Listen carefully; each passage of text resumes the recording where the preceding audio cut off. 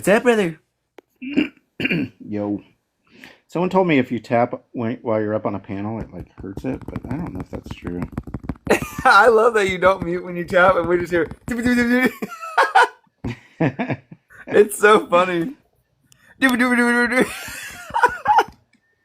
think you could hear it. It's no. Please don't ever change. Please don't. It's kind of difficult when it's like up there. You should Look. do the where there's lines where it's up the line. You know how there's one big screen and then there's the until we get like eight Oh people yeah. or Okay. something. Okay. I understand. I understand the panel. So this one. Yeah. Yeah. That makes it easier. That way I don't accidentally hit set. Tap the live. Tap the live. Jolly. Tap the live. Tap the live. Tap Tap the tap live. tap. I'm tapping. We gotta get a 5K. Yeah. Oh shit. Yeah. Let's get up to 5K. Pop out with a truck. Get into a yacht. Pop out with a truck. Get into a yacht. I wonder what happened to Everyday Atheists. You guys know Everyday? Nah, I've only been His on this name's app. Awkward. Be chill. We're tapping the screen. Tap the screen. his name's Justin too, by the way. But he's down in Arizona.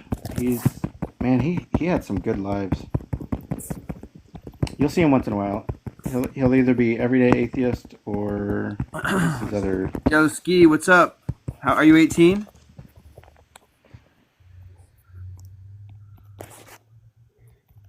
Ski. How you doing, bro? Maybe he doesn't know he's up here. I think he's having connection problems. That's fine though. That sucks. Ski, we're all tapping the screen. You Yeah, we're should tap tapping the screen like this. Ski. Sounds so terrible.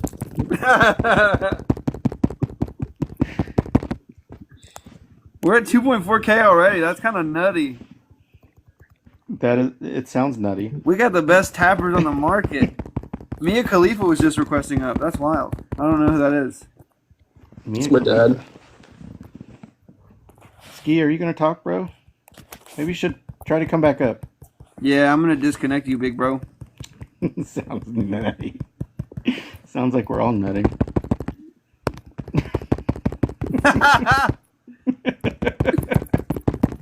And then my cam. Yeah, your cam's crazy. We're gonna be at 5K before you know it. Before we even know it. 2K of those likes were me. We're all just algorithm Right on. junkies, okay? What's up, Burke? What's up? We're liking the screen. Everybody, look at me. I'm liking the screen. You gotta like it too. Go stupid. Go crazy. Look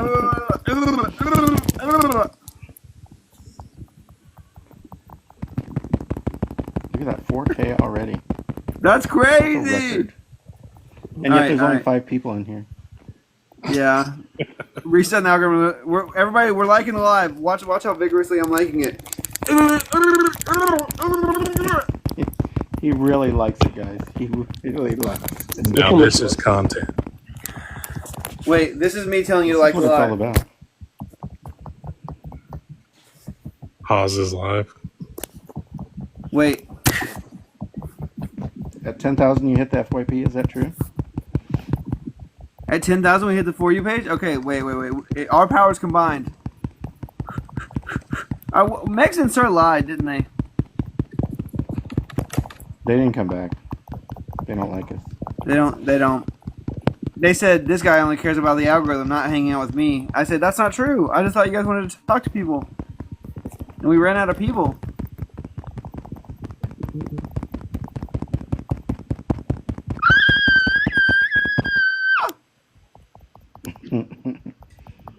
We got 7. We're up to 7.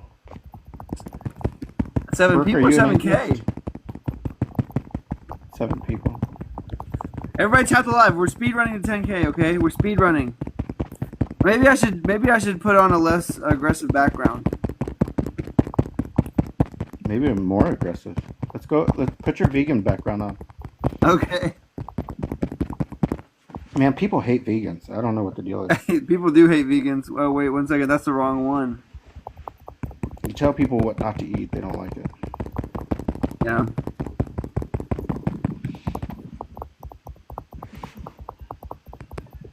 Phalangeal fluid. Do we know everybody's phalangeal fluid choices? I think Jolly answered it right, didn't you, Jolly? Yeah, I think after a while, kind of decided honestly, like liquid silver and gold. Yeah. I mean, why wouldn't Yeah, you? whoever said you know? that was genius. Well, it was actually a dumbass Jolly, but that's fine.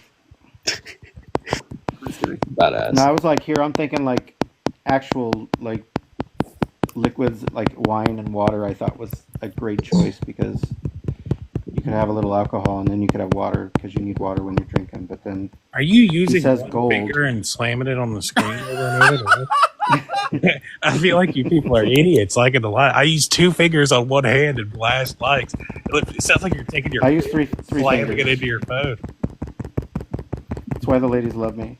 3-finger guy. The ladies love me because I'm like this. Dude, is this funny? Wait. Is this funny? Wait.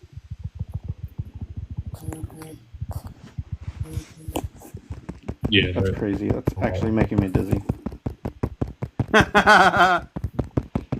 debate me on something that'll bring in the viewers. Yeah, Berg, why are you at dumbass? Well, here's the thing. I was born in West by God Virginia.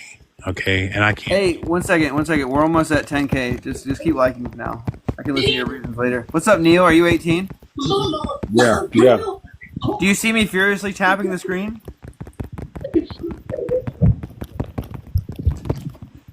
How's that make you feel, dude? I think Neil's here We made it. to debate. 10 grand. Let's go, Neil. Thank God. Let's What do you go, wanna talk Neil. about? All right, Neil. What do you want to talk about? It's all thanks to you, Neil. All right. Where'd Neil go? He's a faker. Neil's like, these people aren't serious. I'm gonna go to a real life. Yeah, where they take me Debate serious seriously. topics. Okay. Like, Now, they can't debate somebody upside down. whenever I'm looking at myself in the screen, it'll look like I'm making eye contact with the listener, and they'll feel more engaged. You're up at the top of the screen. I have to look up. Okay. Well, where should I be? Usually on this topic, I'm like right here. Like put yourself in There the you go, O, right there. like in the circle of the O. Okay. Wait 1 second. Stupid. Good reasons. but go on. So that was funny. Wait 1 second. Wait. Oh, I was trying to put myself over you and be like, my name's Bert, and I'm a dumbass. We're Oh, that's cute. back. All right. Hey, 10 people in here. Let's. Okay. Now I'm gonna put the child abuse one back up here. Okay. Is that? Debate me on something else, bro. We already went over that and I won. Yeah, you did win. I just want you to win again. Okay. On child abuse. Yeah, on child abuse. Yeah. Yeah, he convinced me that all things considered, not too bad. You got to try it with an open mind. Yeah. All things considered. Oh, I didn't see the stuff at the bottom. No special pleading, no equivocating. Oh, I'm out then. Dude, debate me on cultural appropriation. I'm for it. Okay, well then never mind. Yeah, we agree. I think it's a weird topic.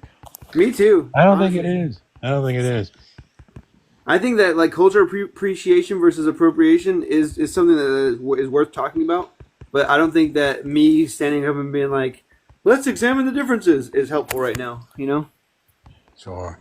But like I've never seen so like I've heard that people say that Drake is I think Drake does it in a lame way. But if you're like not counting Drake, I've never seen anybody complain about cultural appropriation and it actually be a bad thing. Well, Drake the rapper? Yeah. Like he puts on a different accent for different wait. like, Oh, I wish Sarah was here. You're just talking about Berg. You're just talking about code switching. That's not cultural appropriation. well, I mean, if he's Cultural acting, appropriation is you dressing up like Pocahontas on Halloween. well, yeah, but like he doesn't You act did that called though. out. Why did you do that? I feel Well- called out. because Travis said I looked hot in the costume. Yeah, I mean, yeah, but it's just like, I look good in pigtails. What can I say? yeah. I think cultural appropriation it requires like some benefit by I'm like, gonna the do this person now. doing it, right? Like some social benefit or like some fiscal benefit or something like that. So, like, if you were a girl and you were getting a prom dress and it was like a Chinese style prom dress, that would be a good thing. What? I guess I don't I'm sorry, bro. Go like ahead. My bad. like the Native American thing. I understand, like because it's kind of a past. I mean, they're still obviously Native Americans, but like the whole, like the look, the stereotypical look, is kind of a thing of the past. And so I kind of understand that, but like I don't understand like so there were guys, they were skaters who they had dreads. They were white guys and they had dreads. And I mean, obviously somebody might call that cultural appropriation, but like what if you just really really like the hairstyle? Like I don't understand Yeah. why you You could shouldn't. be ignorant about the culture, and in fact, you could never have heard about it before, and just saw like the hairstyle in a magazine and liked it. Well, yeah. Well, that's my thing. I don't care if you know the culture or not. I don't think any culture owns like a haircut. And it's funny that you brought up guys because I've seen like a lot of white women who grew up in like an inner city type area, and they'll have like the hairstyle of a typical black woman, and they'll get absolutely fucking shit on for it. Like they get mutilated for that. Yeah. Well, I just saw a video. So that's interesting. We're talking about this. So I just saw a video, and it was by a black woman who owns a hair salon, and she makes like she actually makes those hair bonnets. You know what I'm talking about? Yeah. And so she was responding to a video from a black guy, um, who was saying, "Why would I?" Because he was responding, kind of inception going on here, but he was responding to a white woman who was wearing a hair bonnet, and he was saying, all we hear in the video because she cut it off and then explained what was going on. So he was saying something to the effect, why would a white woman need a hair bonnet? Like, so he was, I get the impression he was accusing her of cultural appropriation of a sort. And the black woman was explaining, look, these hair bonnets are good for all hair. Like if you have hair, a hair bonnet's going to help you. And she's like, I'm really proud that she's like 60% of my customers are white women. And so I do think sometimes people are too protective of their culture, and maybe it's because that culture has been threatened in the past. What's up, not me? Wait, Maybe that's part of it. wait. What's up? What did I do? What's up? How did I get You here? talk.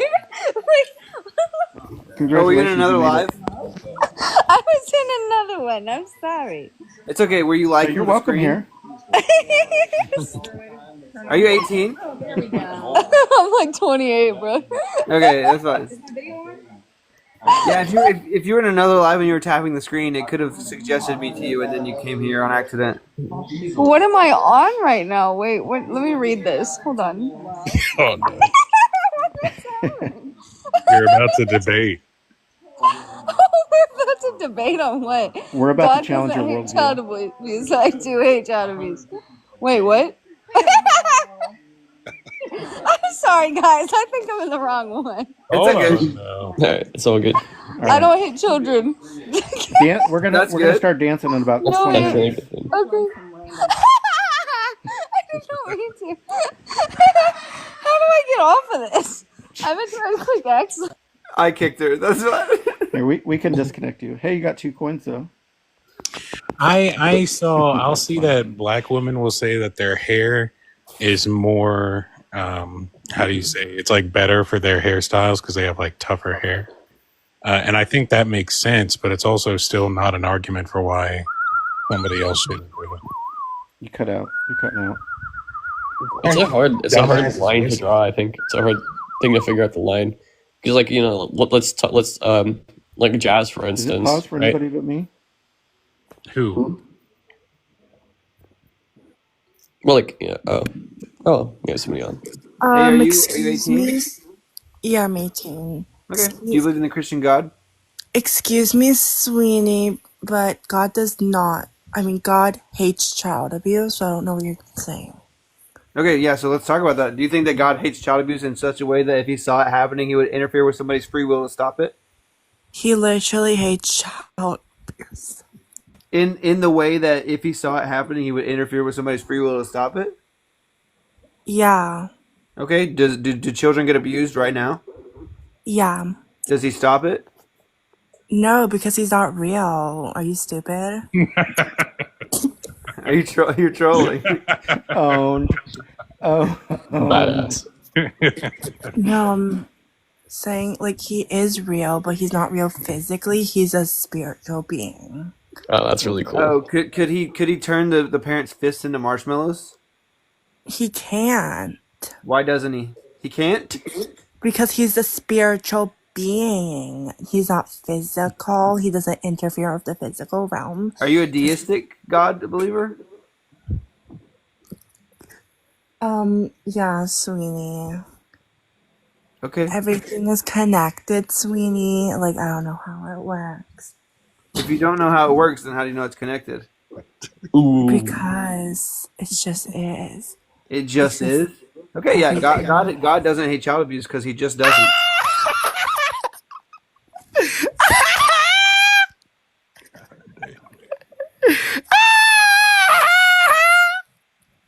What's up? That's a beautiful. God is speaking through him, dude. Wait, did you expect me to kick you? I'm just gonna let you sound dumb. somebody else has been. Is everybody doing lips and coming into your life? I don't know. It's the second death in a row. Yeah, how long is this gonna be funny? I guess. Wait, wait. Do the Windex bottle. Because I don't know what's your point, Sweeney. Okay, you're LARPing, right? Are you LARPing, or is this who you are? No, Daddy. Yeah, later. Weenie. Just, Wait, I just want to know what your point is, sweetie. Yeah, my point is that if you saw somebody punching a kid, would you stop them? Yeah, if Does I was God? because he's not there. How the fuck would he know? Like, Does he know? children are being abused right now. Why aren't you stopping it? Like, I don't know literally. about it. Yeah, Isn't God everywhere? God doesn't know about it, you dumb fuck, because it's happening inside Isn't closed he doors. all Are you knowing? stupid? Isn't God's he all knowing. God's, No, he God's all isn't, knowing, you stupid. pathetic little pussy boy. He's not all knowing. Why aren't you stopping child abuse? You're Why- Did you trolling. say he's not all knowing? Yeah, they're absolutely true. Why aren't you stopping child abuse? I am. No, you're not. Are you physically going up to all the children being abused and saving them? Because I don't think you Yeah. are. Yeah, So why not are you only that, expecting not only God to that, do not only that? that. Sorry, Lulu. Why? Not only that. So- I'm stop. So Sorry, I don't Lulu, think you sorry. hate. Sorry, not only that, but I'm also shutting down all Planned Parenthoods by standing out in front and consistently underbidding Yes. them. I don't think you hate child abuse, Sam. Why's your camera on? Because you told me to put my camera on. No, I didn't. It said, do you want to put your camera on? I Turn your clicked camera off. Nobody wants to see your ceiling. It smells like broken there. it. Okay, can I flash myself? What? And a oop. Crazy. Jesus. What is happening? I want to call you automunism now. Dang it. The communism. You can just call me Autumn. automunism. You can just call me Autumn. No, No, not I gonna need do to that. pronounce this. Autumn. Automunism. Automunism. Yeah. Automunism. Yeah. Okay, Autumn. Do you like Now I Sam? can call you Autumn. Yeah. Now that I've Wait, Yes. get ready for slurs. successfully said it. Okay. No, no slurs. Wait, Automunism. Lulu is requesting back up. I'm not doing it. Not ready, Lulu. Nah. Lulu, if you get us to 15K likes, I'll let you back up, okay? You got tap Lulu. You got to And you got to give a 15K galaxy. times. Give a galaxy to host. Exactly. Lulu. Show us that you're not broke. And don't show us anything else, including anything on your body or around your body or nothing. Nothing. Don't show us any of that. For real. Nobody's asking to see that. I don't know, man. She's liking the live. I think you got to bring her back on. I mean, the live is getting liked for sure. Lulu wants a. Yeah, I saw that. It sounds like a guy doing a high pitched voice. It does. Bourgeoisie live. This is We me are the liking the bourgeois. live.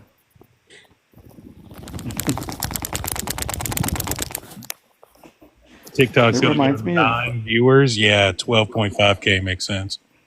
Yeah, yeah. That's Yeah, why you can I was have very kind of like letting them stay up here because I like hopefully they would like I don't know make people stick around if they were like just throwing a tantrum because I think they expected me to kick them when they first started laughing, but And then you didn't, so they have to continue the bit. yeah, I was like, let's see how long this is actually funny. What's up, Oh wait, I Autumn? think I recognize this person. Autumn, I think I've seen you in Nico's live or whatever his name is. I think I was Bro, he was requesting also. flirting with me the whole time. Did you see that? Yeah, it was so He's fucking trying to weird. convince me to move to Florida. He's so weird. It's a very weird guy. I was requesting, but then he brought up another guy, and that took forever. And then he brought up somebody else, and I was like, I don't want to stick around. I wanted to debate Lulu him. was trying. It was fun. We're Wait, close. didn't she say in that thing that like you were a deist or something, or like a polytheist or something? Or you're Yeah, not I was a like theist? trolling. Okay. Wait, Yeah. Jolly, you gotta go down and come back up under Autumn. That way we have 4 atheists on the left. Well, even though Burke's just larping. All right.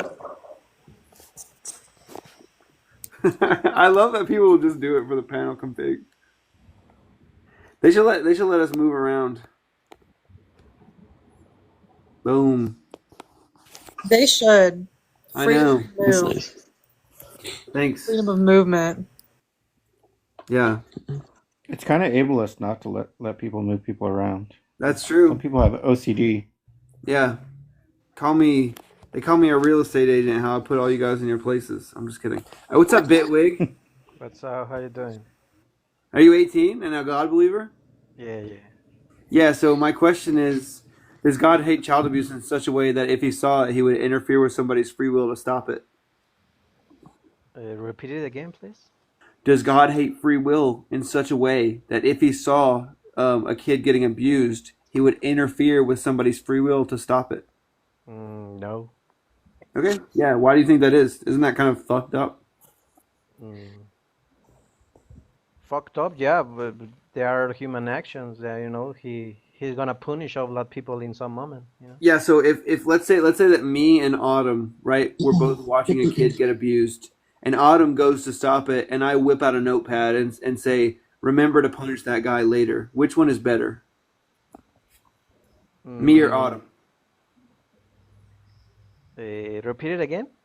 Yeah, let's say that me and Autumn are both watching a kid get abused, and Autumn goes over there to stop it, and I just write it down to punish the guy who was doing it later. Is Oh Autumn yeah, better? yeah, I get it. Yeah, of course, Autumn. Yeah, Yeah. Okay. So why isn't God more like Autumn? because Lesbian. because the life is need to happen, because if the life doesn't take his own course, we don't be alive. All this conversation will be nothing. So that's the I reason don't God know. is gonna When punish you them. said, look, I don't know. So when you say, yo, Lulu in the comments is going crazy. They said, guys, tap for me. Hey, So, right here. Can I ask you first a You question? don't got those lesbo fingers. Can I ask you just a Yeah. personal question first? No, I'm gonna ask you a question. Then you can ask me that question. Okay? Ah, okay. Yeah. So my line of questioning is at the top. Does God know about child abuse? If God knows about child abuse, Yeah. yeah, of course. So right here, right? But not just child Wait, abuse, One second. One second, Bitwig. Does God know about it? Yeah, I already Does he answered want you. to stop it? He wants to stop it? Okay. Well, is he ready to disregard people's free will to stop it? No. Okay. So is it better that we have free will than not? Yeah, because like I told you, you are fighting like with your own mirror, bro. Okay, yeah. Okay, is it better for me to fight with a mirror or for you to believe in a God that allows kids to be abused? But it's not like that, bro. It's the people that is abusing them. Yeah, who lets them? He let the people do Look, his if you thing. saw a parent punching their kid in the mouth, would you stop them? Like I told you, of course. Okay, does God see it? God is gonna take the punishment in some moment. Does There's God gonna. see it? What's the question? Yeah, I already answered you. Why you playing games? I already answered you. If you don't want to listen to something, Hey. you know. You better not speak to me like that again, you little weirdo. Yeah. You think this is the only power, like kick me? No, I don't. I was just saying that to make like you laugh for a second because you seem like a very serious dude. Okay. Thank So- you. Hey, for right here, everyone right who- here. Answer me. This Sorry, question, Lulu, please. stay muted. Okay. What's up, Yeah, Bitwig? yeah. You are a pro-choice or pro-life? I'm pro-choice. Oh, Got him. You know Oh why? yeah, you really dunked on me there. Hey, Bitwig, you know why? I have it recorded. The guy that is so worried about the kids. He was Yeah, so that's recorded too, right? he wants to unalive Yeah, this innocent so one child. second. I don't know where the spirit at. Guys, God doesn't prevent I abortions have it either, man. recorded. Hey, Bitwig. If you're against abortions, God doesn't prevent Relax, that bro. either.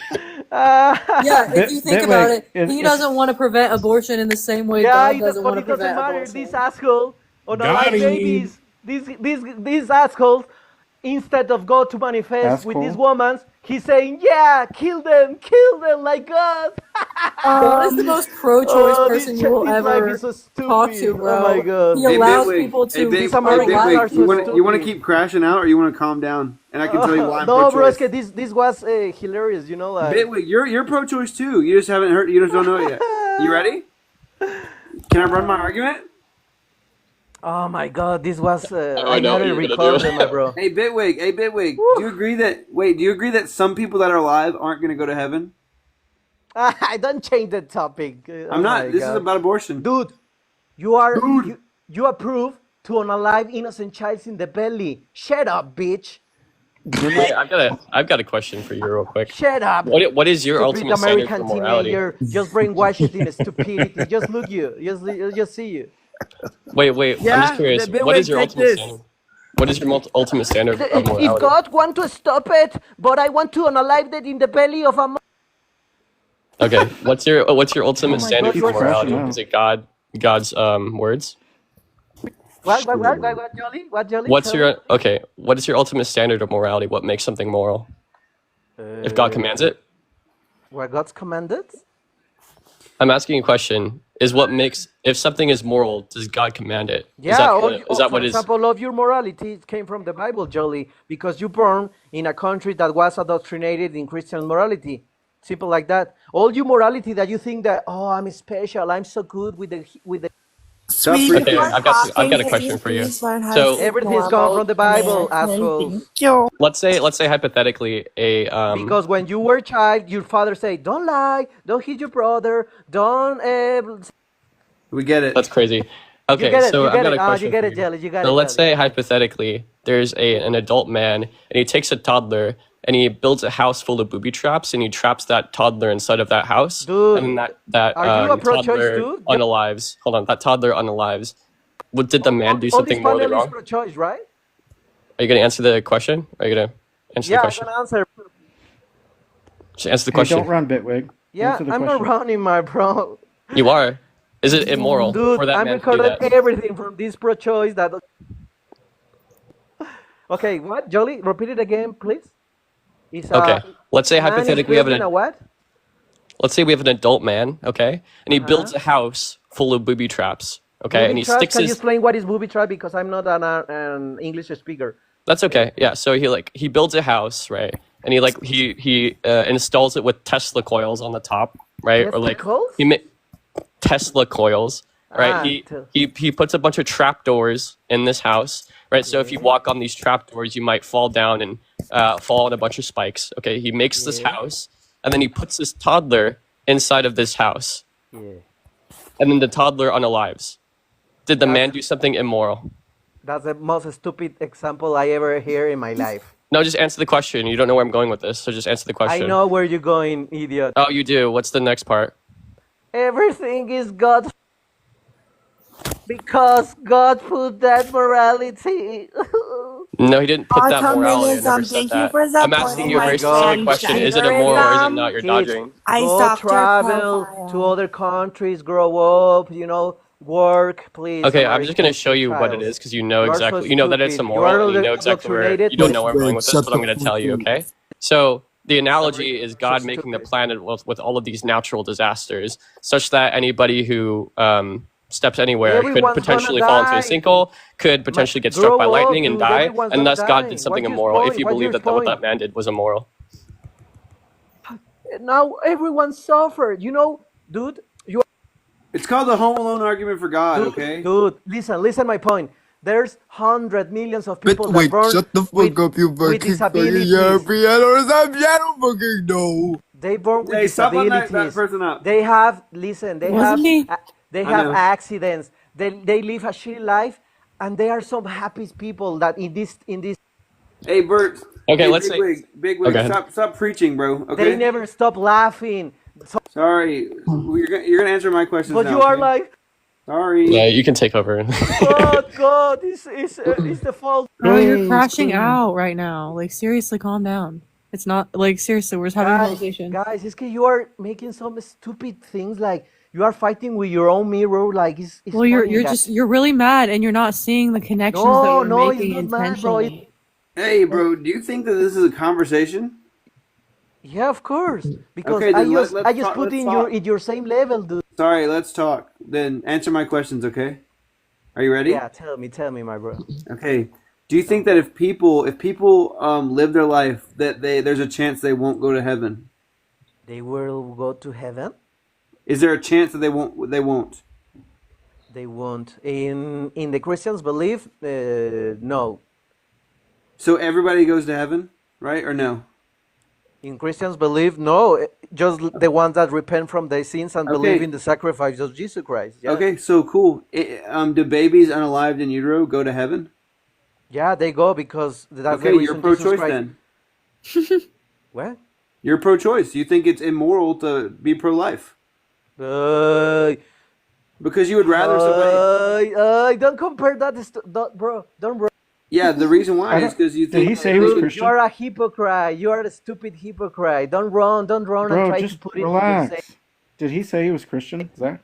Yeah, stupid yeah. teenagers, stupid Okay. teenagers. You know, you're so funny, guys. And I Look, recorded everything. Don't Hey, worry. hey, Yeah, you Bitwig. calm down. This is gonna be in YouTube. Bitwig. Like this. Let just me look ask you a these math stupid question, kids. okay? We are pro-choice, but God is evil. Bitwig, Yeah, we've already quit established that you're pro-choice quit as well. Working out, Okay. bro.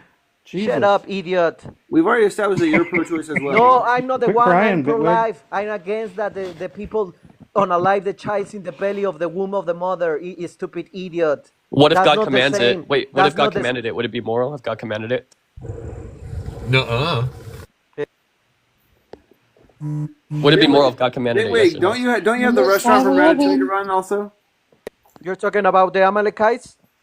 No, we're talking about Numbers 5:11, where God commanded. Yeah, abortion. numbers. Yeah. That's Amalekites, dumbass. No, we're talking about the ritual No. of the bitter water. Yeah. Yeah, Amalekites because is in Samuel. First Yeah, of all, Amalekites that is never in Samuel, you dumb that fuck. never happened. It was just a warning to the woman that doesn't cheat. A his warning. It husband. was a ritual.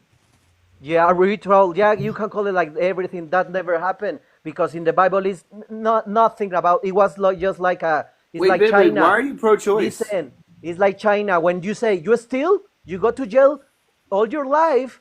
So the people in China doesn't steal. That's the reason you left your bike. Nobody steal you because they are fear of what you're gonna happen. That's what Hey, God Bitwig, did why are with that. you pro-choice? And second, no, but let me explain you. Athon, Why are you say, pro-choice? oh, that's a ritual for something that was created for something bad. This woman cheat his husbands, and then his husbands can Oh, make so it's war. okay for any woman who's accused of cheating on her husband to get an Of course, abortion? no. That was in just two specific people in just a specific time, and there's zero. No, it wasn't two documented. specific people. This happened This all the woman time. never. This woman never did that because there's zero documentation of that test happened. for men? It was just a What's the strictly test for rule- infidelity, a for strictly adultery, rule for to men? a people There's that not a need to single be one in the Bible. holy. Listen. Yeah, stop for- preaching. It was just for Stop preaching, okay? I'm not preaching. I'm just a specific. Yeah, he didn't even theology, acknowledge your- dumbass. he didn't But you're even trying to use hold on, this Bitwig. against me. But you. Hold on. He didn't even acknowledge the argument you gave to him, Zach. I Like, acknowledge I don't everything. even I think he explained understood it. I explained didn't. it. He hasn't acknowledged a single argument since being up here. Guys, don't just be been hypocrite. yapping. You are He's- pro-choice. He's guys. preaching. You, You're pro-choice too, Bitwig. Why is that? no, I'm not idiot. I'm telling you, I'm against the No, he's sacrifice of the pro-abortion. belly. So you're pro-life, yet you know it's immoral? Repeat it again. So you're pro-life, even though you think being pro-life is immoral? What pro-life? This pro-life that we're talking about. Yeah, so earlier I said that babies in utero unalive go to heaven, and you said yes. And I said if you let them be born, they could potentially fail to go to heaven, and you said yes. No, but that doesn't change the action of the Well, that father. makes it a you good stupid thing. Idiot. Wait, you think that sacrificing your soul to hell to make your babies go to heaven is good? What? That doesn't make any sense, dude. When Grow when, up, kid. when God sent His Son to die for other people, would you send your soul to hell for your kid? Explain it because I don't get it. Yeah, Explain because if the choice was all of your children go to heaven, but you go to hell, would you take that deal? if all the children need to be to heaven and I'm gonna live in hell, Yeah, would you take that deal? I would take that deal. Okay, then you're pro-choice. Bro, that's the most stupid analogy in the world. Not because Hey man, it's not my fault you're pro-choice. Okay. no, because a lot of people is going to go to hell, idiot. Why I'm Are you- gonna and you're one of them, but why you're I'm gonna you're wish saving that? millions of Why lives. I'm gonna wish that to all the young Look, people look, that they are look. just indoctrinated, but it's Look, every baby that you want alive in utero is just making why the sacrifice I'm that much gonna greater. why Sorry, right? listen, kid. Why I'm gonna wish for some kids that they were indoctrinated by people like you to go to. Hey, Bitwig, you want me to kick you or you want to listen? I'm explaining you, but you just want to talk. You know why I want to talk? Because you've talked for a while. Yeah. Can it be my turn now? I know you are scared, bro. Don't worry. I am scared. You're being kind of irrational. Oh, I can feel it and see you in your face. Yeah, I'm scared of you. Yeah. Yeah, I know. Yeah. Because you just expose you Wait, like a what's dumbass the argument? Wait, hypocrite. sorry. Got him. What's the argument that if I'm scared of you, you're right? I'm a pro-choice, but why God doesn't? You're pro-choice too. We just established Why that. God doesn't stop the view? He just said that. He said, I'm pro-choice. I heard him. Sorry. Why you don't go? Oh my gosh, Why he's you don't go absolutely out? crashing out. Like he will not stop preaching. Why? Like calm down. Why? Like stop. Like you're yapping. Like you're embarrassing yourself on this panel right now. And I hate to break it to you. Like I'm trying to this be a is like girl's the- girl here. Okay. Wait, should I do it? Should I do it? What's your justification of God, Bitwig? Atom, you have a pretty face. Welcome Oh back. my Oh my god. God. Miguel. Even Kick if you this have guy. a pretty face, Oh, Holy thanks. shit, bro. That was did he like say? the third person who's Talking been to me, huffing before guys. they I think came yeah, I out. think you're I feel talking like to me. just I think you're change talking my to Tiny. profile picture to like He's definitely not my talking to me. face. 'Cause It's like these people have never interacted with women in their life, right? Like, Well, did he pull out the misogyny? oh, he said ugly inside. oh my gosh. What was your argument, Zach, that you asked him? I didn't hear it. Yeah, so I said, if people are alive, can they fail to enter the kingdom of heaven? He said yes, and I said, can babies unalived in utero fail? And he said no, and I was like, okay. Do you agree that if your soul was in hell but you caused people to go to heaven, is that worth it? And he said yes, and I was like, okay. So you agree when God sent His Son to be sacrificed, that was good, and sacrifice is good? He said yes, and I was like, okay. If you had to be in hell but all your children were in heaven, would you do that? And he said yes, and I said, okay. So you're pro-choice, easy. Easy peasy. Damn. And then he admitted at the end, he said, yeah, that would be a good thing if I could save babies, even if I was in hell. Okay. Do it then. Start doing it. Debate me on something cool, man. This prompt sucks. What's your most controversial opinion, Burke? My most controversial opinion? It's weird because you sound normal, but I forget you're an op, you know? I'm not an op. I'm not an op. I'm a friendly, I promise. Dude, the first time we met, I was like yelling at you, and I said, blah, blah, blah, blah, blah, dumbass, and you said, I'll cry if you call me that again. And then I immediately laughed. I immediately broke character and laughed, and then we've been friends ever since. I was about to. I meant Wait, that. Mars, come up. Yeah, P. Mars, come up. I'll change the prompt for you. Oh, P. Mars was on my live last night, and I asked him like how Christians reach revelation. And Yeah, he's I was there. magic. Wait, tell me I wasn't there. I have a video on it. You can listen to it. He talks about the scene in Star Wars where he's doing the trench run and he moves the equipment aside and uses the Force, and like he's like, see, even he knew that science sucks and science fails, and I'm like, what the fuck?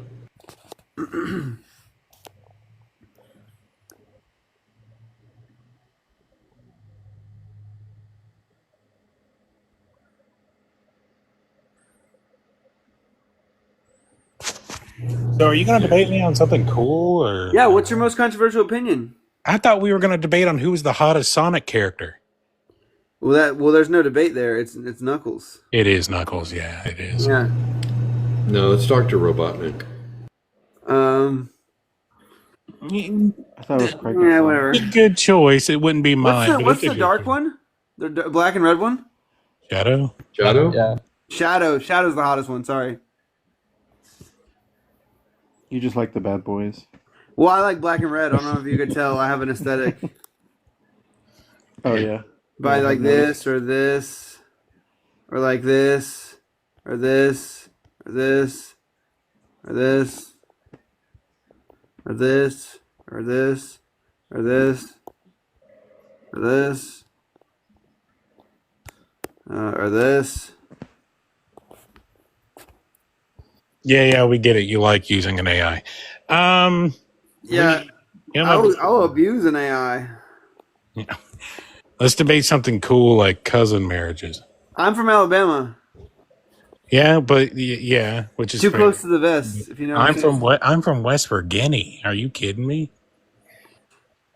I had cousins who got with each other. You're never going to beat me on that.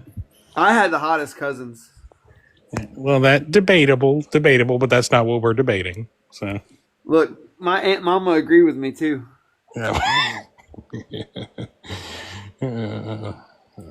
Burke, let me ask you this question. What's your most controversial opinion? Well, fuck me. I don't know. I'd have to think about it. Oh, yeah. Unlike all these other stuff that you just pop off with the mouth, that you have to think about this one. Cool. I've got mine. What's up, Jolly? I don't think that. I think incest is morally neutral. Yeah, I think I also think that. I think any action. Well, but you're also a Destiny fan, so you know. I'm just kidding. Yeah. I thought you were talking to me. I'm a big Destiny fan. You are a big Destiny fan. Hey, Venus, join up. I'm sorry, I fucking I was trying to be entertaining on your live, but yeah, that guy sounded like Jonah Hill. I was just in the worst live. I was actually just in the worst live ever. I was talking No, to you're a in the worst level- live now. Because Yeah, check okay, this second out. worst live. I was talking to a level 1 theist who was trying to argue intelligent design and saying, look around you. So I just left. I said, this is a waste of my time. Hey, Bitwig, you want to talk to Venus? Yeah. Are you gonna be respectful? Yeah, guys. Can I ask what a Okay, level wait, one? you gotta theist is? say right now. You pinky promise you'll be respectful. Yeah, I give you my word. A level 1 theist is someone who uses arguments like, look at the trees and the birds and the bees. There must be God. Science can't prove this. God did that. Science is evil. Have you That's seen level 1. lightning? That has to be God. Your name is the funniest thing I've seen. It's like Berk, but berserk, but half berserk is missing and so is half his face. Thank you. Zach was acting like it wasn't funny, and I was like, "Well, what are you talking about?" I wasn't acting. It wasn't funny. I just didn't understand what it was because I don't watch cartoons. It's not. Cartoons. Oh my God, man! This guy's so uncultured. Hey, right here, right now. Where are you from? From Alabama, brother. Nice. That sounded like the opening line to Schism. That didn't sound like a song from Alabama. Autumn News. Where are you from, Autumn News? Exactly. No, I'm not gonna make Schism. Yeah, hey, Bitwig, hey, you can request back up. Don't talk to Autumn anymore. Yeah, for real. I'm good. I don't want to talk to you. Yeah, you made unwanted advances towards somebody, and then they rejected you, and now you asked me a question, so it wouldn't seem weird when you asked them the question. That's psycho behavior, right? Wasn't I supposed to talk to him? Are you okay? Man. You asked for this. What did what he said? Oh, wait. Hold on real quick. I was just trying to say that I'm from Mexico and make friends. I thought you Yeah, were. I don't really want to be friends with you, honestly. That's so Yeah. mean. I'm Also, not why friends There's a with lot of there's a lot I'm of not more friends with You could have people heard how he who are was talking pro-choice. earlier. really, girl? To What let did he you say? know, I'm like Canelo, because every time I say said I'm Mexico, ugly they're on the starting to make inside. racist. What the Pretty on hell? the outside. You don't get You're to- pretty on the inside and outside, Autumn. Thank you. I appreciate that, but he doesn't agree with that. What he said? Yeah, what did he also say? because you say that you are a pro-choice, but you are Hey, Bitwig, stop saying that because you're pro-choice too. We established that, right? Remember when you agreed? right here. Come on, bros. I know that you. Sorry, I'm not going to let you speak if you just keep talking to Autumn. Did he say Okay, ugly okay, inside? okay. I What will does that stop mean? talking to that girl. Okay. Okay. Does he like Apologize to believe in me. God or something? Hey, what's up, No, Dennis? this was the prompt. I'll put the prompt back up if this guy's back up.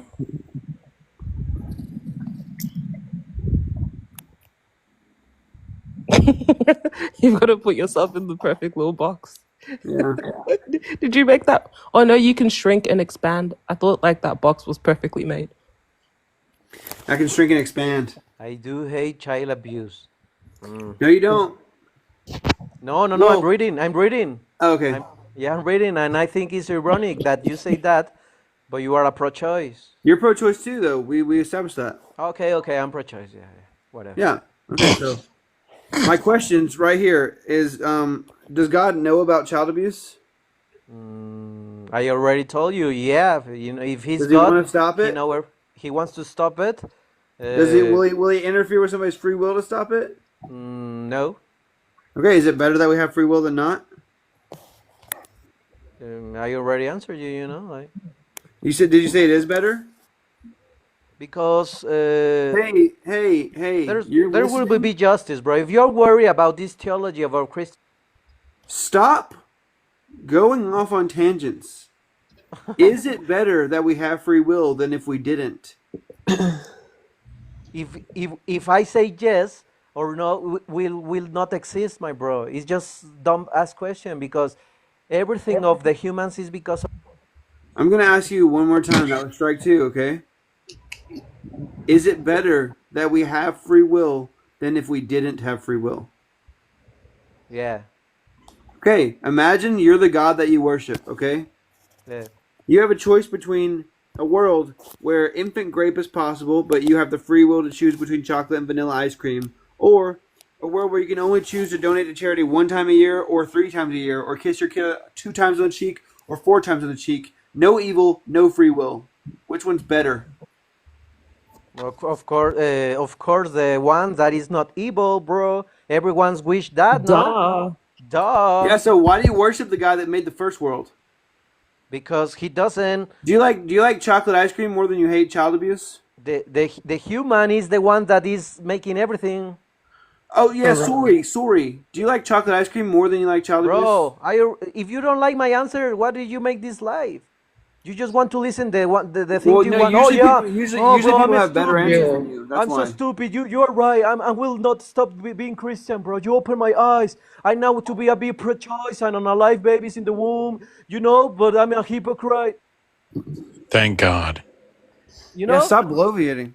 Yeah, stop doing. Wait, Bitwig. My bro. Just to be clear, whenever I unmute you, if I hear something in this tone, oh my god, that just means you're not being serious. Okay, so talk to me with your serious voice. Be an adult. Okay. Okay. Sorry. You know, it's good. You know, when I talk with some kind of people that make some kind of like, oh, you know, like dummy things. I don't care. I with don't a lot care. of I don't care. respect, I respect know? you. I respect you. I don't care about this story. Listen. Okay. No, you don't respect me. Okay, yeah, you're right. I think it's worth it to have a civil dialogue, even if I don't respect you. Is that better? Yeah, that's true. Okay, cool. Now, look, when you see something bad happening, to say that you're not indifferent to it just means that you're motivated to either help it or fight it, right? I ask you the same question. Why you don't stop these women that don't alive the babies? I do stop them. I stand out How? front of Hey Bitwig, I stand outside of Planned Parenthood every day and consistently offer abortions for a lower price. That's why I'm shutting down the system. What? Yeah. Bro, that's evil, I'm against my Planned bro. Parenthood. I think that we should get rid of all them babies. You're a demon, bro. You're like a demon. Okay. Do you have any final words? Yeah. Yeah, I saw that coming. Thank goodness. Sorry, Bring Autumn. Lulu back. Oh, for real. Yeah, right, yeah. Somehow Lulu wasn't as cuckoo as that guy. We had 2 kooks in a row, dude. Like, Jesus. Now we have 3. The one before that was kind of crazy too. But she didn't mean Oh to come yeah, in here. truth never lies. No, the lady that came in and didn't know where she was at. Oh, true. That was 4 crazies in a row then, because truth never lies was kind of off the happy Yeah, he water was- at least. Yeah, don't He run was from dumb. him. Why are you running? Why are you running Okay, from yeah. You want to talk to him, Venus? I'm not entirely sure. if Autumn is okay with it, because I understand that I'm she may. okay with it. I'm okay with. Hey, Oh, wait, no, never mind. Hey, Precept, I'm changing the background for you, okay? Mars. You're all going to hell. yeah. What's up, P Mars? Welcome What back to is TikTok, hell? brother. Hey, we'll see you there. Mars, what is hell? It's a lake. Oh. Wait, P Mars, I joined your live earlier to laugh at atheists with you, but then you accepted Darth Dawkins and then somebody else, and I was like, okay, probably not the time. Yeah, you're not welcome. Yeah. Wow. You ever been to a Darth Dawkins stream? Yeah. It's my favorite. He makes he's so good at logic. Yeah, he'll bring somebody on and he'll be like, "Do you believe in God?" And if you don't say yes or no, he'll just throw you out and like scream for 5 minutes, and then he'll bring somebody else on. Yeah, it sounds like this dumbass I know called Burke. Yeah, but Burke's got a thick. So I was Great. Okay. I was in a live earlier today with my friend God of the Gaps. He's also known as God of Information. I don't know if you guys know him, but Darth Dawkins came in there, and he called me a liar, and I was like, well, what's the evidence of these lies there, Gary? And he's like, yeah, I have you blocked. That's the evidence. And I'm like, yeah, that doesn't mean anything. It doesn't mean I lied. I remember It's when he evidence called you that a I lied. known troll. I was like, according to who, bro? According to his fragility. He is a known troll. Low key, when I had that child abuse background up earlier today, Darth Dawkins popped in for like 2 seconds and it said Darth Dawkins followed the live creator. So I'm hoping He's that we get following to me talk about too. He's following Yeah. me as well. I'm gonna be AFK for a while, but I'll be back. But we can hang out. Oh my God, we're supposed to debate. I changed the prompt, okay? It's a chill hangout space now. I don't want it to be a chill hangout space. I want it to be a negative malice. Don't be mean. Stop. Get some help. Have you seen Darth Dawkins debate Destiny? That was the Yeah. funniest- What? It was so funny. It was so funny. It's an old clip though, but it is hilarious. I have is to really watch funny. The that. seconds did that last. That's actually where I first encountered Precept, or that Destiny whole started- argument. He started stalking Darth. I started stalking Darth. What do you mean? Yeah, I Darth was totally like- believe that. Darth was like, I don't want to talk to you anymore, Destiny. And Destiny was like following him around, trying to talk to him. What do you That's mean not following? true. That's not what happened. I think The servers were. I think Darth should stock some better arguments. I think so too.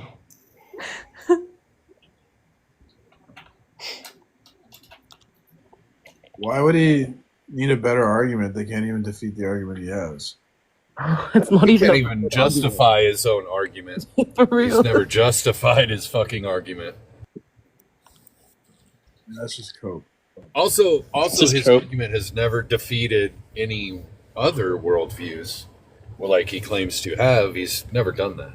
There really isn't any other worldviews because you couldn't ground a worldview without the Christian God. Yeah, I understand the unjustified claim you guys have, but you know, it is what it is. I mean, I could, for instance, when you say ground, what do you mean? Here we go. Explain. Like with a coffee grinder? Well, I mean, I don't know why I would need to explain. Like, for instance, I could just say that, like, the universe itself is just a massive fourth-dimensional structure, and it goes through this thing called existence.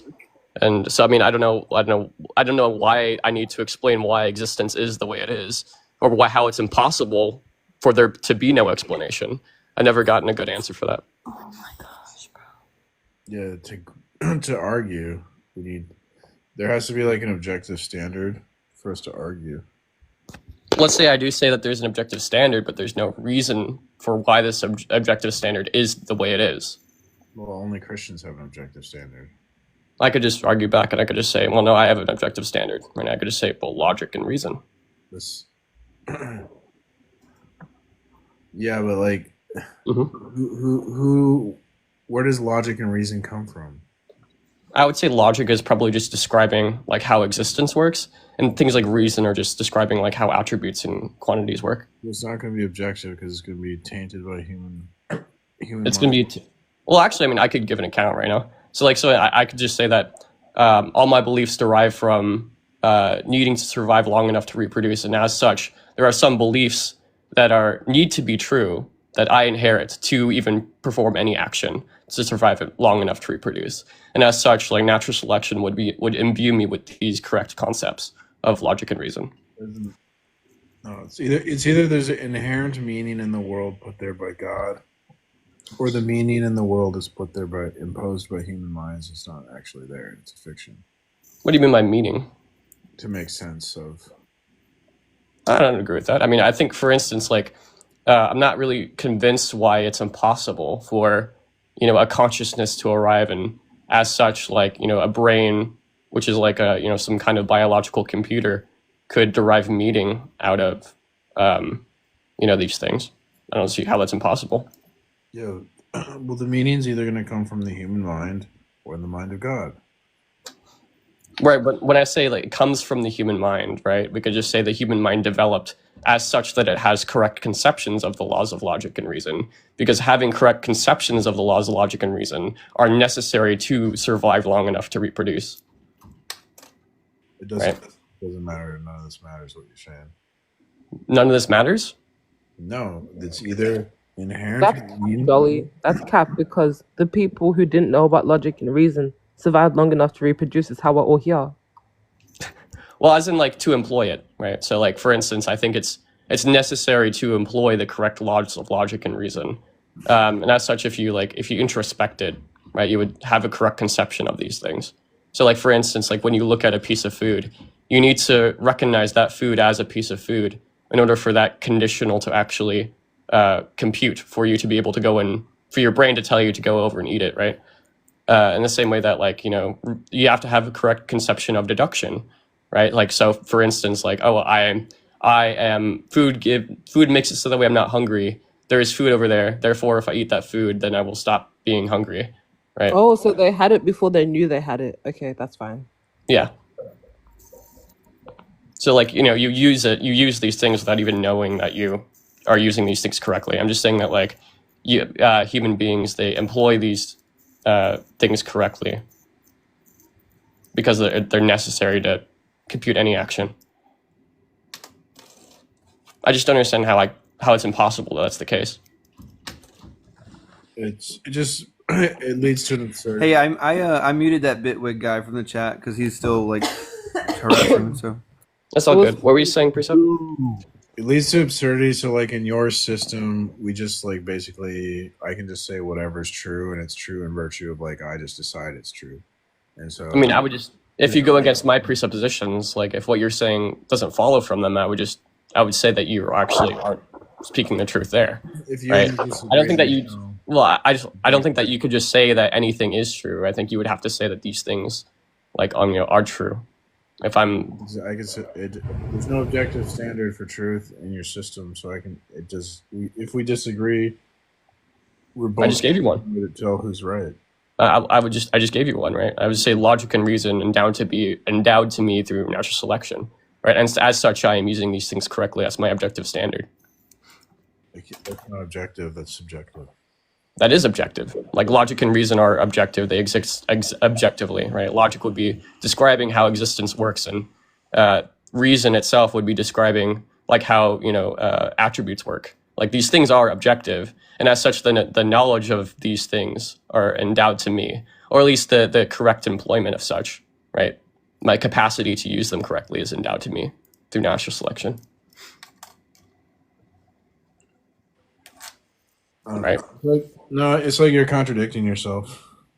What's the contradicting? Sorry, what's the contradiction? You're saying that like logic is like a useful fiction, right?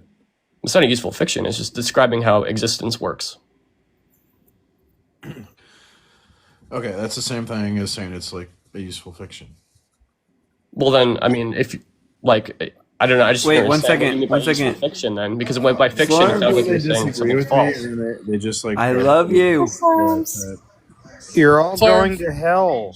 Yay! I love you. Yay! All of us. Yay! It's not a useful fiction. It is how existence works. Right? It's not fictional.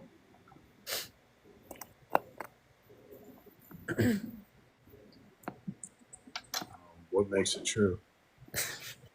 What makes it true? I'm not really sure. Well, when you say what makes it true, it is just true, right? There's nothing that makes it true. It actually just corresponds to reality. I'm not convinced that it needs something else to make it true. Corresponds to Oh, reality. I'm not convinced. Oh. If anything, if anything, You're gonna have to do better than that, Christianity. If anything, Christianity is a useful fiction.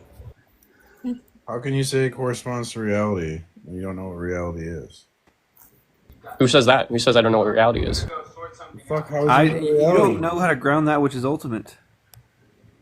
I don't know how to ground that which is ultimate. I don't know Yeah, why. unless you do. You've Spider-Man? been keeping it a Oh, I'm secret not this whole time. convinced that I don't know how to ground that which is ultimate. Oh, that's actually crazy. Yeah, that is crazy. I still don't understand Yeah, I why mean, there like- needs to be like a ultimate conceptual grounding. That makes no fucking sense. Yeah, I mean, it can be unintuitive for the small-minded humans to understand, but God knows. Because you need Tiny. That's in reference to the size of his brain. Got him. Hell yeah! Good Wait, one. what? you need unity in your system because you can't have a fact in isolation. Why is that? Because facts require other facts. Context. How was the first? Why should I fact, accept then? that? Yeah, why should I accept that precept, Mars? Because it's true. Wilfred Sellers wrote a paper on it called.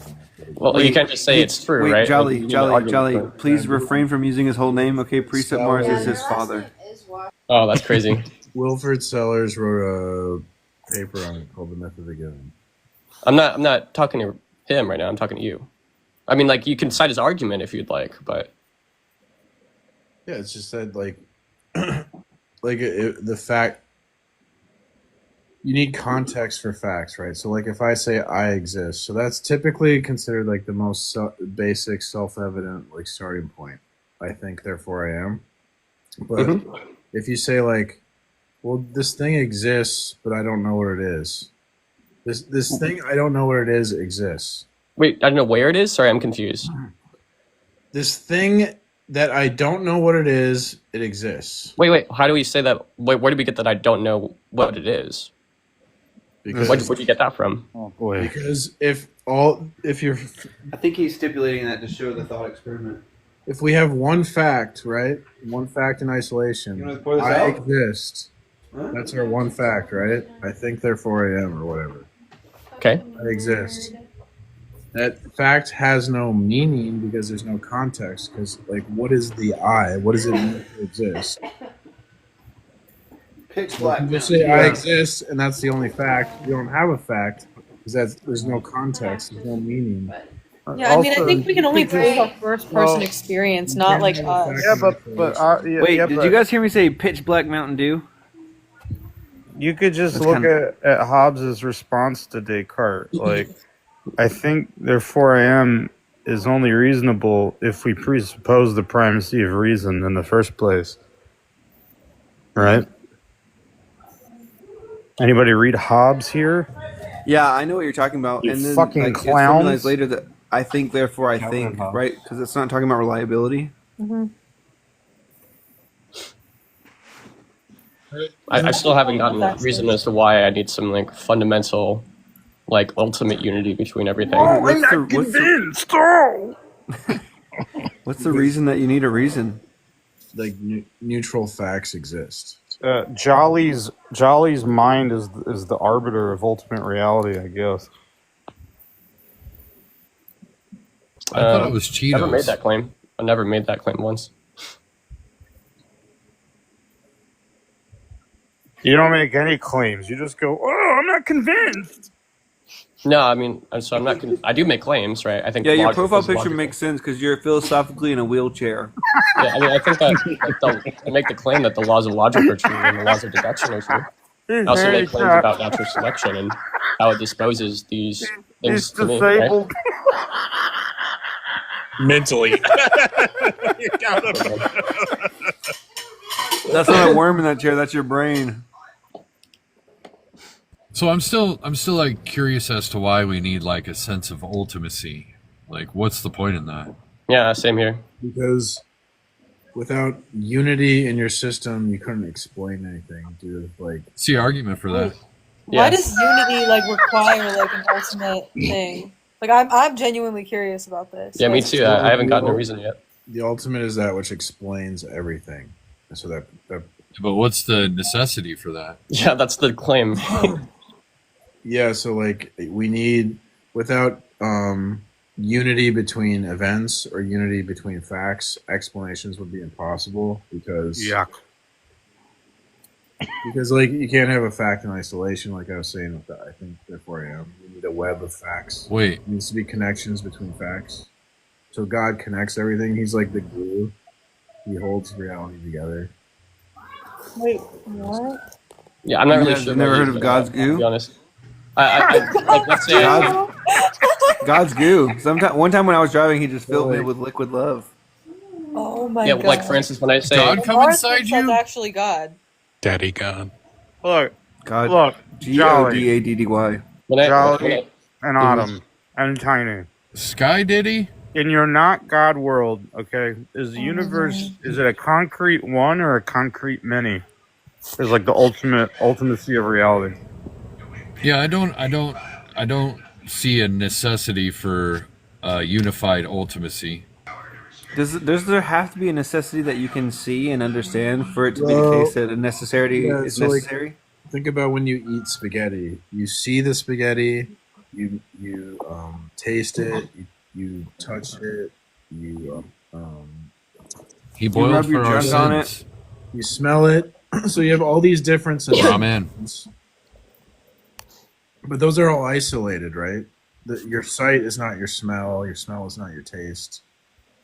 Your taste is not your What about Primars? What about your proprioception? But you're drawing a connection. You're saying that like, well, the spaghetti I see is the same identity as the spaghetti that I taste and smell and touch. Is it spaghetti A or spaghetti B?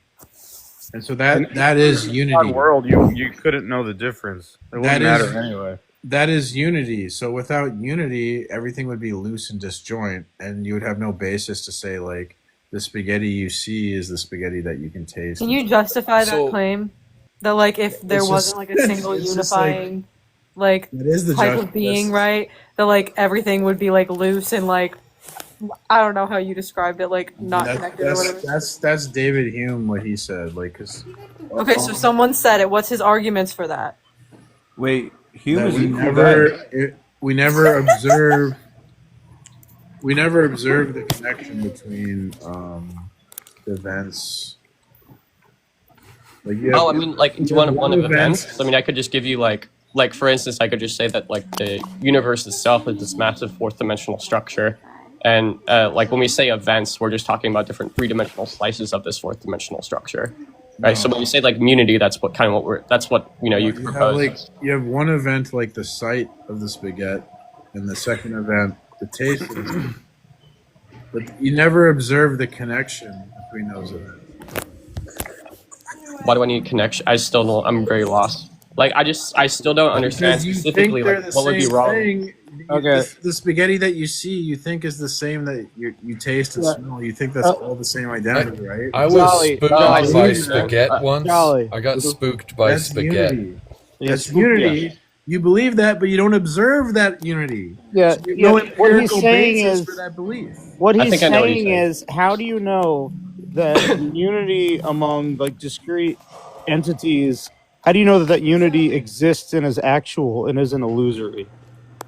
That was my objective. You mean like how do I know that the universe is? I just still don't understand why Okay. it is the case that you need unity to have like this connection. Well, I just still don't know what you mean by. if What you do you mean want by your world like? to I be understand what you're getting at. Like, intelligible- how do you know that it is the case that that the spaghetti that you see is also the same spaghetti that you taste, right? Like, how do you know that is the case? Is that what you're asking? Okay. What's up? Magic. If you, I don't know how to make this. I don't know how to put this any simpler. Your brain's too smooth. It's just slipping off. Because you're just doing a horrible job of explaining it. I just don't understand why it's necessary. You have never like you haven't. I understand what you mean by unity. I just don't understand what you like why it's necessary. You still haven't given me anything. Okay, well, answer my first question. Okay, Right. do you? Is it your opinion that the You're Not God world that the ultimacy of reality is like a concrete many? Like, do you think that their distinctions between entities are actual, or do you think it's just a concrete one that makes up reality? I can't hear it at all.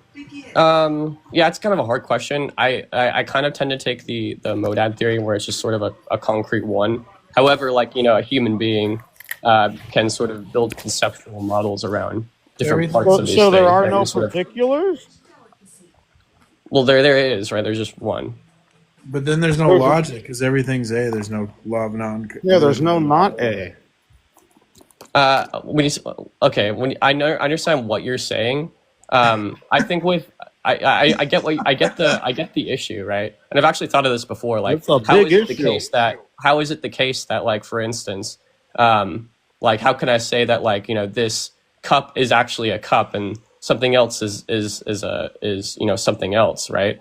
And I guess the way I kind of view it is like, from a conceptualist point of view, you can kind of like, for instance, the universe itself would still be distinct from nothing. So distinctions are possible. But there the aren't any, problem like, is, hold on, it hold on. doesn't. But it There aren't, doesn't like, there matter aren't which any way set you view it, distinctions, though, right? because you're conceding that you can't have intelligibility in your world. Wait, no, that doesn't follow, right? Because, like, It for instance, does. I can build a conceptual. Like, let me tell you. So, like, for instance, a human being, what a human being is able to do. But this is just they're your they're able to draw. Hold on. This Dude, is the hold on, Black give me a Knight second. syndrome. A conception, by definition, is like you see something, you have some kind of experience, you experience the monad. And Zach, as get such, ready you to can build a kick me. Get ready to conceptual. kick me, Zach. I'm gonna say it. You can cut different parts ready, of this Zach. monad. Don't say You can cut out anything. different. Don't say slurs. You can cut out different. Yeah, you can cut out different parts of this monad in your brain, and as such, I'm you ready. can have intelligibility, right? Nora, they're making Until Dawn into. This guy's a retard. You're not able to like talk about anything I'm saying. Like, for instance, you can take a monad, right, and then you could, like, build a conceptual. Jolly. Yeah. Jolly, he's trolling you. He's an atheist. Oh, he is. Okay. Yeah. Yeah, you got me, But he's good at it though, huh? dude. I swear to God, like, I've talked to so many people, like, Larpers? precepts that actually act like that. So he got me. He's not Yeah, gonna lie. yeah, he's so good at it. He's Yeah. he's what he said is correct.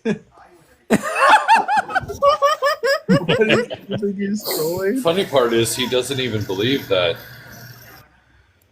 What? I guess, like, well, I mean, for instance, I don't know how. Wait, it wait, would be P-Mars, possible. one second, accurate. one second, What are you P-Mars, guys P-Mars, talking it's about? just so funny. It's just so funny to hear somebody say, "Okay, he was pissing me off because I know so many pre-servers that say that dumb shit out loud," and you go, "He wasn't getting anything wrong."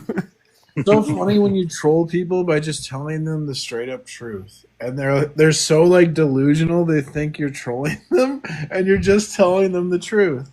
Oh, you mean like how Gary considers me a troll when I'm just telling him the fucking truth? You have your freaking live says ask me anything, and then when I go on there, all he does is ask me questions. So I guess, like, well, one of my questions is, like, let's say I do take the monad view. Forgive You know, me, Autumn. Forgive me, Autumn. I couldn't resist the temptation. I bet. But I guess, like, from a monad view, I guess I just don't understand, like, how it would be impossible. I don't care There's about only your one- monads. There's only Wow. one ontology, and as such, like, you, for instance, a Ground human being logic, can build. dude. If you can can't build- ground logic, that's kind of an issue. Wait, can't ground logic? Why does logic need grounding? Like I said, it's just repeating the Why thing. does logic need grounding? I just Yeah. use it. Who cares? Like, Oh, why does it need grounding? Wow. So What it because I is- use it and because it's true, it needs grounding. How does that follow? Wait, Well- Jolly, do you ever stand outside with your shoes off? No. I think I've gone out to take the trash out with my shoes off. Why? You need to ground logic. Okay, well that's grounding. Okay, you need to do that. Good It gets one. rid of the bad energy. True.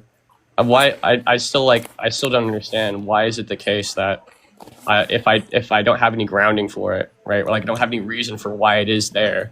Why is it the case that, number one, it isn't true? That must mean it's, number one, not true, and also number two, like, I can't use it. What did he say? Yeah, I wasn't listening either. I'm sorry. You're talking a bunch of nonsense. It sounds like gobbledygook. Literally.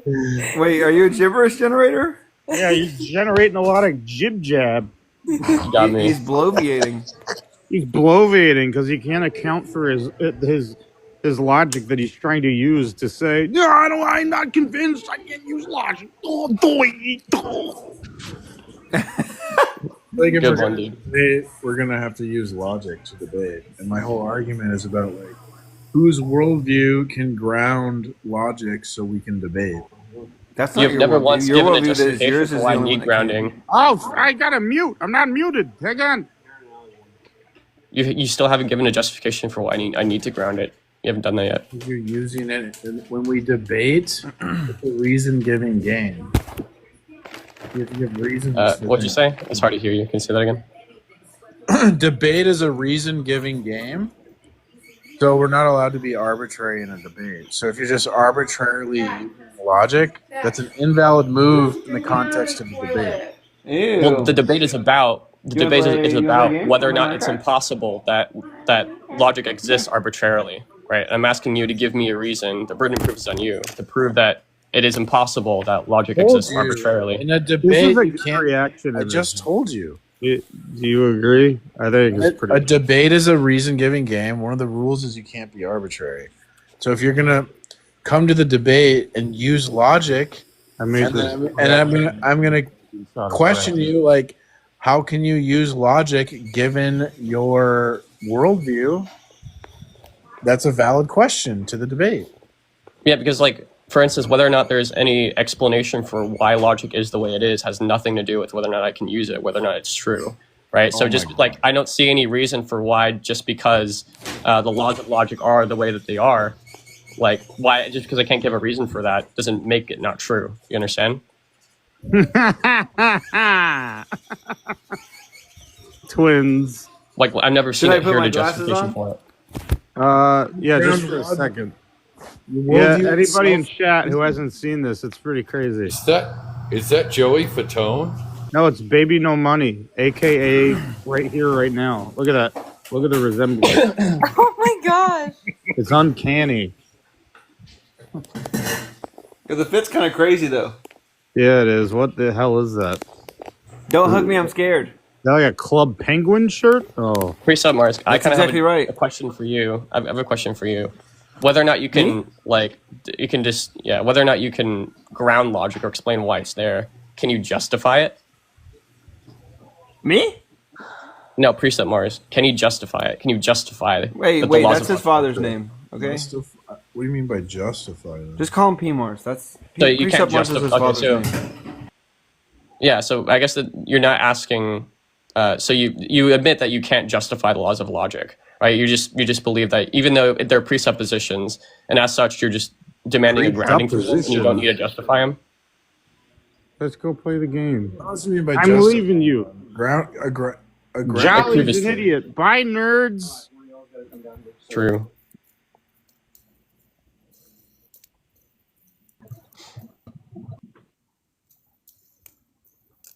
Can we debate about something cool now?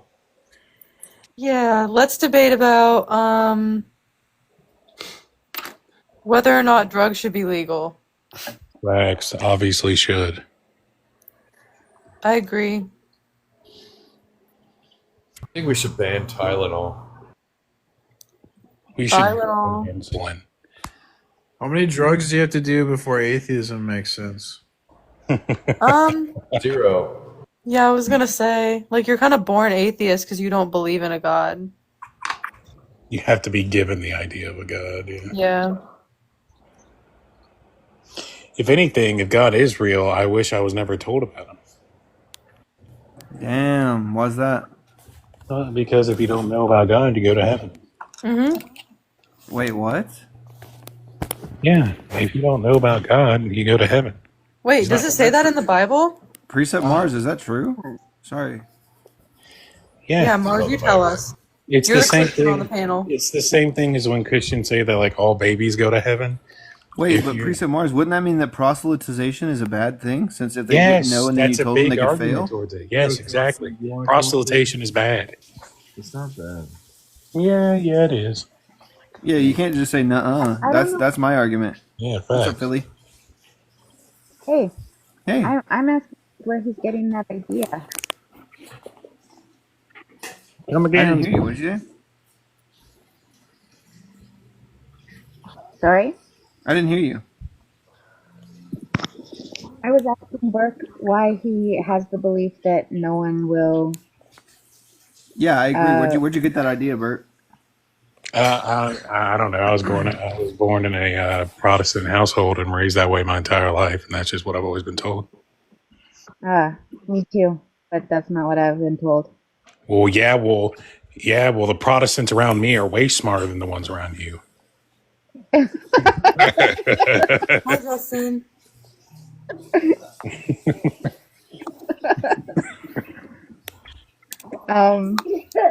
I went to Bible college and I was a pastor. Oh, so now you're gonna throw credentials out there? Wow, I didn't know we were having a. Oh, nice. Yeah, Oh. nice resume statement. Wow. Yeah. Wow. I don't know where in the Bible you would get that idea. Well, I mean, I would look it up, but now I'm nervous. Hold on, I'll look it up. Because when you would, if you were to ask a Protestant the question, oh, well, what if there's a kid born in the Amazon and he never knows of Jesus his entire life? They'd be like, oh, well, he goes to heaven because he never knew. Yeah, I know. So, I don't know, I shouldn't ask what you believe. Do you think that they believe that if you lived your entire life without ever hearing about Jesus or God ever, you just go to hell? That is a belief that is held in Christendom, yes. Yeah, because they Not don't all- believe that anybody's born without Jesus revealing himself through nature. I don't even understand how that makes sense. I know. Well, the Yeah, Bible, that's because you're a heathen. the Bible does hint at that, though. It doesn't really say anything about people who don't know will go to heaven, but it does, in a way, say everyone should know. There's no excuse not to know. So you're saying babies go to hell? I Well, there's mean, different stances. I'm not saying that, but That would mean babies go to hell, right? it would mean that, yeah. Some in Christendom believe that. You said that's the case if you believe that? I said that some in Christendom believe that. Man, that's never been taught to me. I don't know. My dad's like a member of the church. He's on the board. Like, I don't know. That's crazy. I know. I know it's a belief that's held. I want to know where that belief comes from. I would have to call my mom and talk to the church. Can't do that. Well, yeah, because she might be asleep and I don't want to bother her. I'll try to look this up. You came in here, you talked down to me, you yelled at me, you made me nervous, and now I don't know if I can handle this anymore. I'm Bert. sorry. I really did not try to yell at you. You're Gucci. I'm fucking real. Oh, okay. Hey, Burke. Quit being a bitch. Mods. He said a bad word. How do you kick the host? I'm reporting the stream for slurs. Risen did your work for you, Burke. He said Romans 2:12-16. Okay, thank you, Romans. I'll look it up. Well, thank you, Romans. I'll look it up. Yeah, thanks, Risen. Hope you've been doing good, man. We haven't ever gotten to talk, but I enjoy the worship lives that you run. I think it's interesting.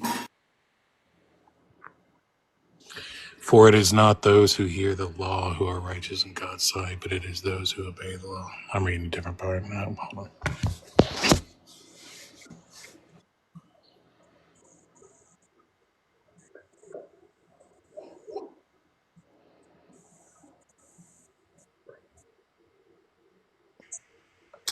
on. Well. So,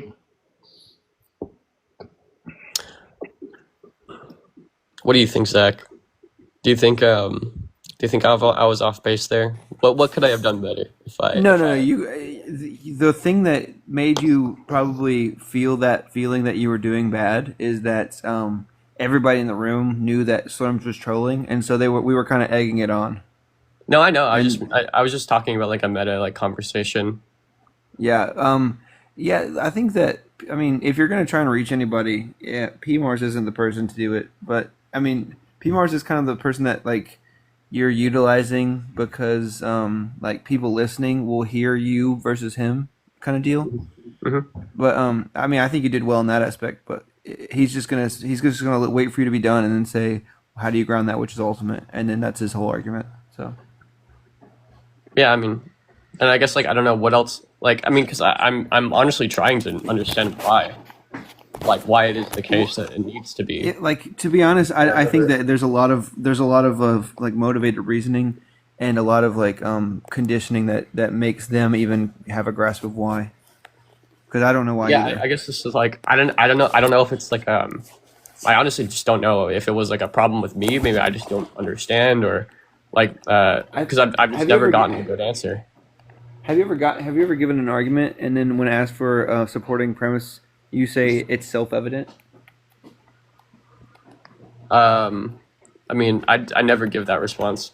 So Me either, because it's a dumb one. They get that. That's their whole argument. Yeah.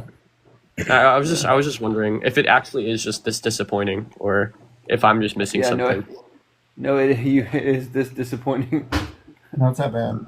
Okay. Wi-Fi Gospel made a video about precept, and he said, okay, here's logical proof of God, and nobody can defeat it. And of course, he gave tag. And I just told him that we don't have to we can imagine or we can examine an argument without accepting the conclusion. Like we don't have to just give the premises, right? So we can look at the conclusion, which was, so his argument was,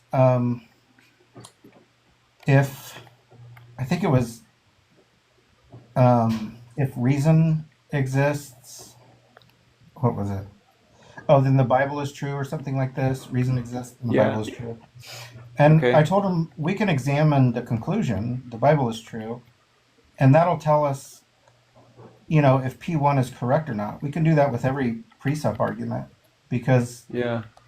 if intelligibility then God, we can just reject the God conclusion, and we have intelligibility, and then they have to give a justification for that first premise on all these arguments, and they never do.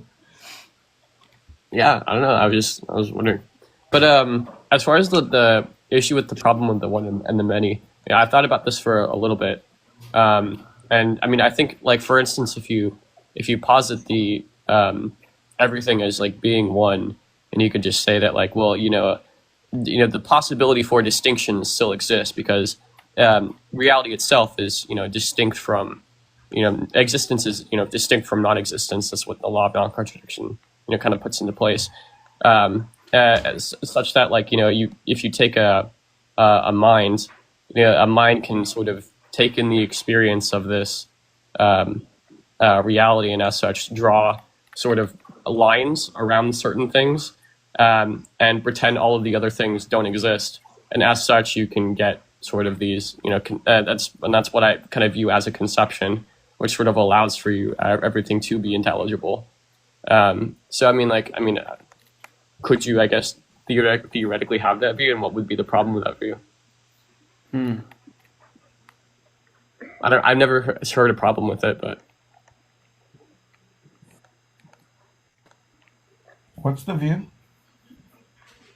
oh, it's just that like for instance, the problem, the one and the many is like, well, is reality essentially just one thing, or is it many things? I think for instance, you can posit that there aren't any like set ontologies out, I think for instance, you can posit that there aren't any like set ontologies out in the world or anything, and everything is sort of just this one. There aren't any like set ontologies out in the world or anything, and everything is sort of just this one thing, I guess. And you know, earlier. What's that? what was that? Pruck was bringing up the one in the many in the comments earlier. Yeah, all who sin apart from the law will also perish apart from the law, and all who sin under the law will be judged by the law. So I think that defeats what you just said. Explain. Okay.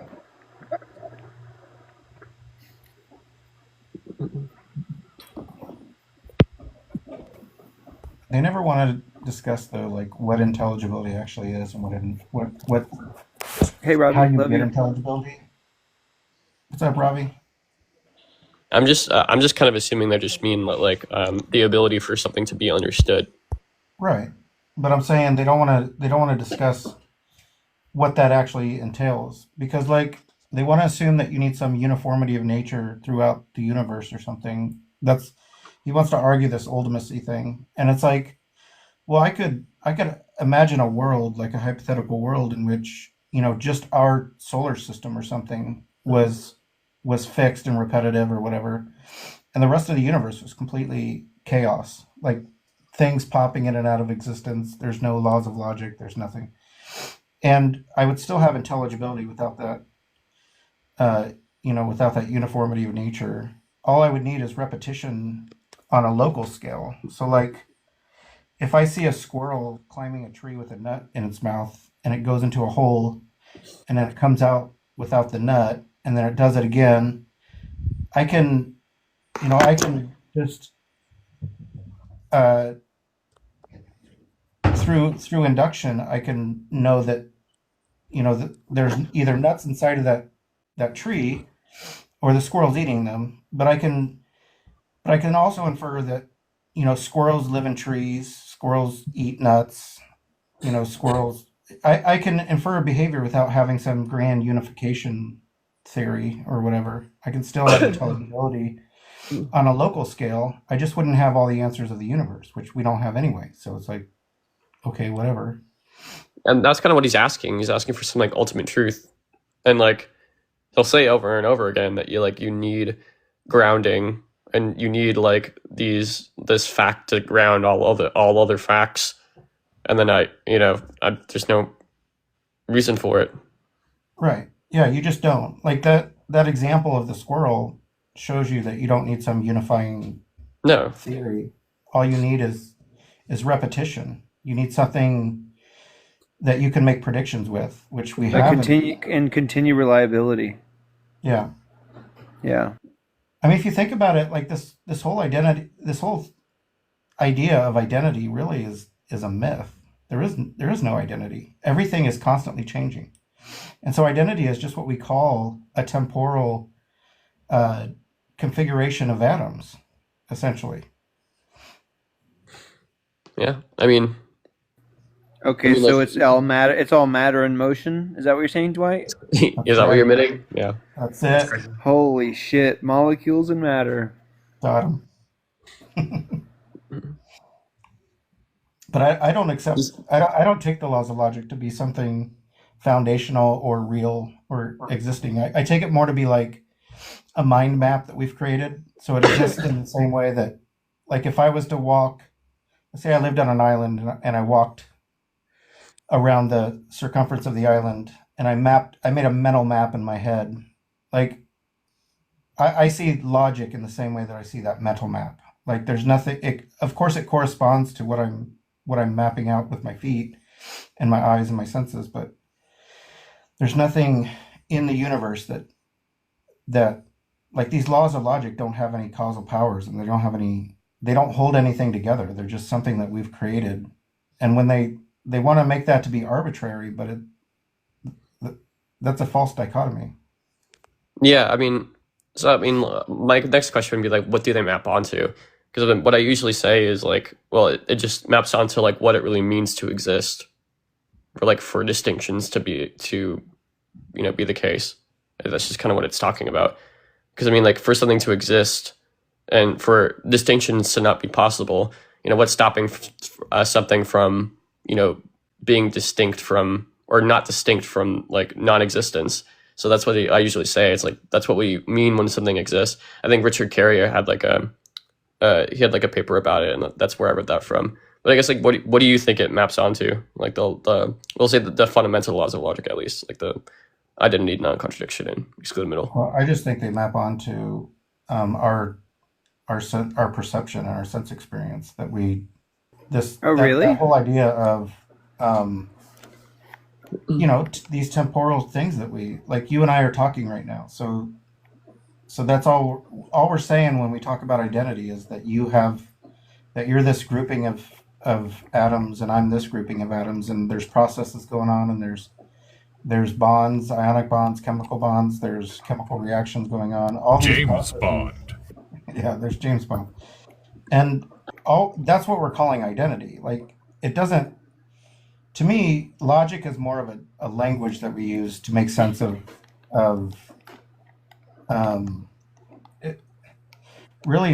it's best used in arguments. It's not even, I don't even think logic is, I mean, obviously it's used in math, but these are, every math equation is a type of argument, right? There's a proposition. There's a truth value. So I don't know that I see them So as maybe I have a fringe view on this, but I think of like when I think about the laws of logic, I think of like it just so happens that it's a trichotomy where we've exhausted the possibility space of what a thing can be. It can either it's itself, and it's either itself or something else, and it can't be itself and not itself. And it just seems like that's exhausted the possibility space of what's actual. That's the way I think of it. Yeah, maybe. But what Because if you what's up, no one? You could break the laws of logic, right? You just wouldn't make any sense if you did. Yeah, I just think of it like if I had to pick, right, if there had to be an option D, right, and the question was everything everything in this list, like circle all the correct answers about what an item can be. A equals A.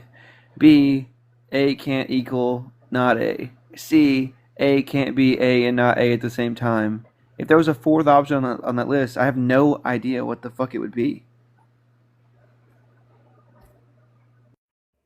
Yeah, this is kind of why I take it to mean like, or what it maps onto is just what it means to exist. Sort of, it's just like this is the only ways like something can exist, right? Like existence itself is a binary.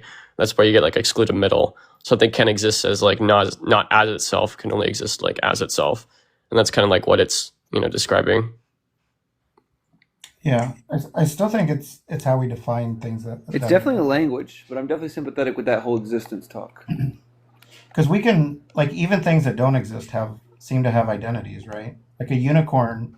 If you said exactly. what's a unicorn, well, a unicorn doesn't exist as far as we know, but it has. Yeah, but it seems to have this identity. I think I understand what you're that's more saying. of a critique of like I think that's more of a critique of like correspondence theory of truth than it is the laws of logic, because it's not logically impossible for a unicorn to exist. Yeah, I'm kind of, so I mean, when we say like a unicorn I agree that they don't actually exist, meaning that like these predicates don't actually exist out in space, they're not instantiated out in space. But like for instance, the concept of a unicorn exists, right? And as such, like if it were to exist, this is the only possible way that it could exist, because the laws of logic are talking about what it means for something to exist. So I think when we're talking about like a unicorn. Wait, Jolly, it would be like the laws of logic paired with like what analytic truths, right? Because somebody could be exactly. Yeah, exactly. Okay, cool.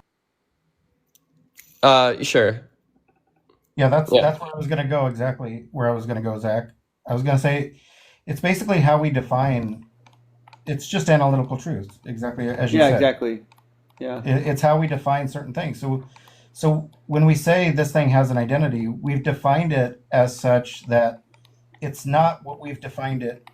It's not anything. Boy, this is going to be really weird wording. Go ahead. So we've defined what it is, and we put all these attributes into like this basket. And so we've defined also what it's not, and it's everything that doesn't go into that basket, right? And so it's just kind of tautological, and it's to me it's not really profound. Like people seem to think logic is profound. I think it's profound that we came up with it, but I don't find it all that profound itself. Like to say The coolest thing I think about is like I think the coolest thing is like what are the odds that there were only 3 options? Like, you know, Trinity. Well, chat. Oh shit. So I think when people say like the laws of logic have always existed or are spaceless and timeless in themselves or are immaterial, and I don't see how anybody can ever establish the laws of logic existing prior to us conceiving them. Like that type of argument is one of the silliest ones, I think. No, yeah, it is. I mean, yeah, like it, I like would the say- language. Sorry, go ahead. I mean, I think we're probably going to say the same thing, right? Like the laws of logic, as in like expressed as language, definitely did not exist before. But then, like for instance, if you take the existence view, you could say that like the things that the laws of logic like are mapping onto existed prior, right? Which is like the possibility for distinctions. Like this is what it like. This is it maps onto the process of existence, and the process of existence has been the case before humans. Yeah. So I think logic is contingent upon our environment, our observations, and our language. I think those 3 things, the observance of our environment, which is the sense state of the experience, that's part of it. The language is the descriptive part of it. And then what we're describing is the most foundational part of it. Because without the environment or the phenomena they're in, I don't think we'd be able to come up with these concepts. And whenever I say that, I get the old, well, that's just a category error because you're just making a performative contradiction, or other ridiculous contentions. Yeah. Well, so I just thought of something that is going to sound like gibberish, but like I think that let's imagine there's a world that's just void, right? And then we want something to exist. I think the laws of logic are like the first things that are predicates of that thing, where it's like if something is, we have to like define its isness. And I think the laws of logic are trying to like get at the isness of a thing. I know that sounds stupid, but does that track on anything that you guys are thinking? It's not stupid. I think this was in the Richard Carrier article. Basically, like anything that does exist must like have the laws of logic applied to it, right? Yeah, Because I mean, like not everything is tall, but everything is itself, and it's not itself, right? Right, because I mean, if you didn't have the law of non-contradiction specifically, right, then like for something to exist, there's no reason to say that this thing exists and also it doesn't exist at the same time, right? Like to exist, we're essentially already agreeing that existence is distinct from non-existence, and which is, and I mean, like any secondary predicates, like if you had to pick a more fundamental predicate than if something is or not, I have no idea what that would be.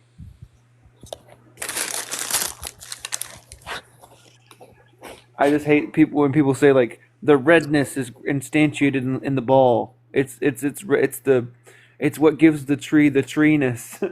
And so like for me to say the isness of something, it just made me feel like it was woo-wah. yeah, I never understood Platonic forms. Like it seems like fundamentally absurd to me. Like how like a predicate could exist outside of like the substrate, people or say like that, like these. exactly. They're like imagine this what is it? This circle with all these concepts in it. Oh, Amdir, if you're here, I have to ask you a question. You said something about the premise one of the Kalam. I was saying that I think like if cause there is supposed to be antecedent, and you said causally antecedent but not temporally antecedent. Would you like to join and explain that? If not, that's fine. If you've already left, that's also fine. But oh yeah, Aiden, 1 second. I'm gonna have Amdir come up here. Okay, I love you. I'll drop. I'll drop. Oh, okay. I'm working, Well, so I'll drop. Damn. Okay. well, I just know that you're more of a Luigi debater, and we're talking about like God and stuff. So, I mean, I'm just like a listener and a debater sometimes. yeah. So, do you want me to recapitulate my objection to the first premise, or no? You got it. I remember, but were you just wanting to know what the difference is between the two, or? Yeah, so it's hard. Well, it's hard for me to like envision how cause and effect aren't first and second, right? I'm not saying they're not first and second, just that it's a different ordering. I can try to give two examples where the causal series differs from the temporal series that might make it more clear. So yeah, please. One is like, and I think this is one that William Lane Craig gives. So here's, if you sit down, if you're currently sitting on the couch cushion, you're applying force to the couch is causing the couch to be depressed. And that is sort of a simultaneous cause. So at the same time that the couch is depressed, it's caused to be that way by you're sitting on it. So it's not prior. Yeah, the it's, effect is happening simultaneous. as you. Okay, got it. Yeah.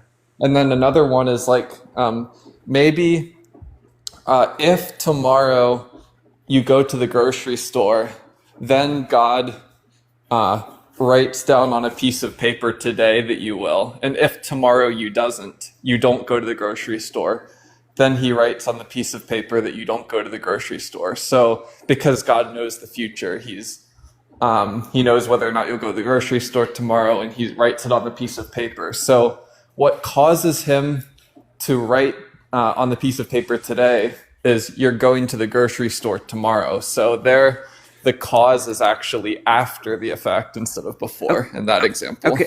Yeah. So my main thing that I'm still like having trouble with, I guess, is that with those examples, it's easy to imagine, right? And I came up with like another couple examples in my head of like, okay, this applies here as well. But with like beginning to exist, right? If there exists nothing, and then does the beginning exist first, or does the cause of the beginning exist first? Because I get it, if the couch exists and I exist, there can be simultaneous causality or whatever. But like from nothing, right? From something beginning to exist, I don't understand how that wouldn't necessarily be some kind of temporal. I think what William Lane Craig wants to say is that the cause exists. So the cause doesn't exist. It doesn't have a beginning prior to the universe's beginning. The cause of the universe doesn't have a beginning. It doesn't exist with any temporal extension at all. And then once the universe exists, then that it does have temporal extension. That's Craig's view, but almost nobody other than Craig takes that view. Yeah. So do you kind of like sympathize with what I'm saying about the first premise? Then, like, if begins there is taken to be the first instance of time, and cause there, like, it's just hard for me to wrap my head around that concept. Probably because it's such a fringe, like, I don't know, like. I think there's an issue with God's relationship in time, the way that Craig holds that view. But I think the issue is more so that it's unclear what's the relationship between God's atemporal state and his temporal state. I think that's my biggest issue with Craig's view. Yeah. Because you can't say that he has no temporal relation. Right. Well, if you say that he's like, what they want to say is that he's not he's not, if like, he's simultaneous with the first moment of creation, then he does have a temporal relation with it. What Craig wants to say is that God's atemporal state is like logically prior to his temporal state, and I don't think that makes any sense because those two states are incompatible with one another. And I think when you have logical priority, they have to be compatible with one another. But there's a paper by Ryan Mullins on that, actually. Yeah. I think I haven't read it, but maybe I will now. But does any part of you like think that the couch cause and effect? I get that it could just be unintuitive for me, and that's why it's like not sinking in. But the couch cause and effect being simultaneous, I just get that instantly. It's just something I hadn't thought of before, right? Or like the bowling ball and the pillow example or something. But the first cause, everything that begins to exist has a cause. Is that like less intuitive to you as well? To say that it's not just like saying that the beginning was the beginning, but the cause for the beginning was the actual beginning or something? Well, it's unintuitive to me to say that anything exists atemporally. But... Yeah. So as far as that's entailed by that premise, then it's unintuitive to me. Okay, yeah. Because like obviously people object to the second premise all day long, but like I want to think of it like as if like I'm granting the second premise is true. What objections can we raise about the first premise such that like we don't have to go for the blatant objection anymore? Well, one objection you might give is that there's causal principles that rule out God that are equally supported by scientific evidence, observation, etc. So one such principle might be like everything that has a sustaining cause or a material cause has anything that has a anything that has a material sustained cause is a material efficient cause. That might be like one principle, and that would rule out, if that principle were true, it would rule out theism. And so then you could say, well, all the evidence that Craig appeals to motivate his causal principle also motivates this causal principle, and this causal principle is incompatible with the conclusion of the Kalam. So that might be one you could object to it.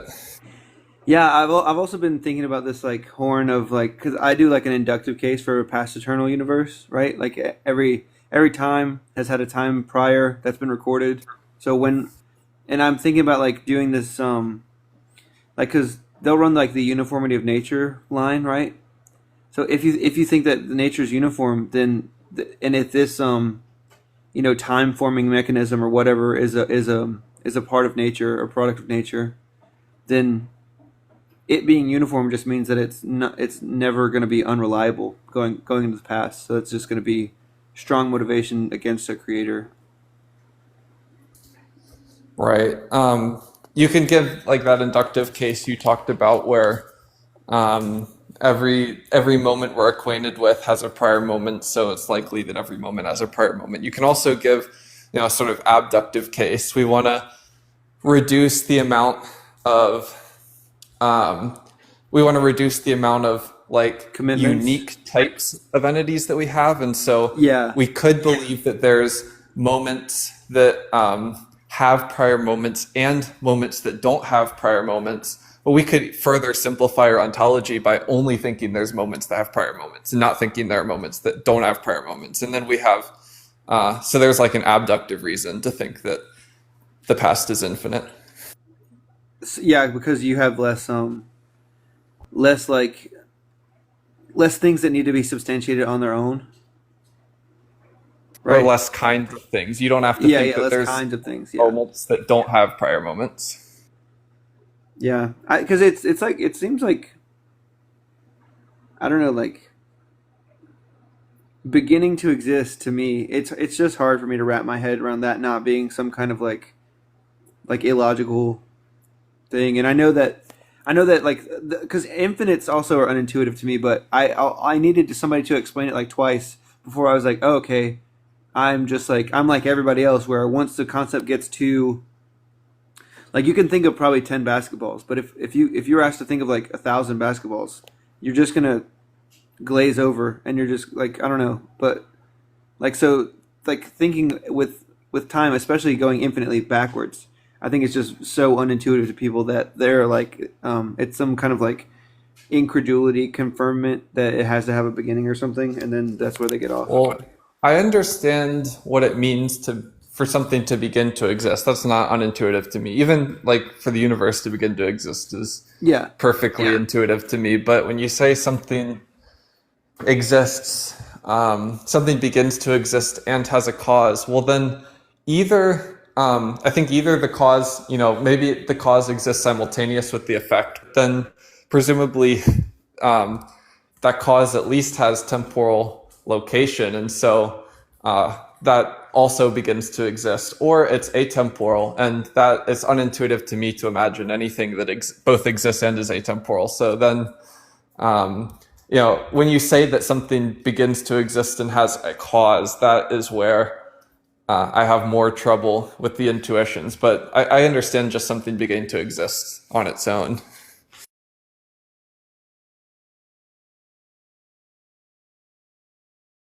Can't hear you. Does that hold true? That intuition, does that hold true in like a God case? God beginning to exist without a cause? Like, would it be intuitive to me for God to begin Yeah. to exist without a cause? Yeah. Sure. Yeah. Okay. Nonetheless, you still think that that's not true, right? Like because of the abductive case.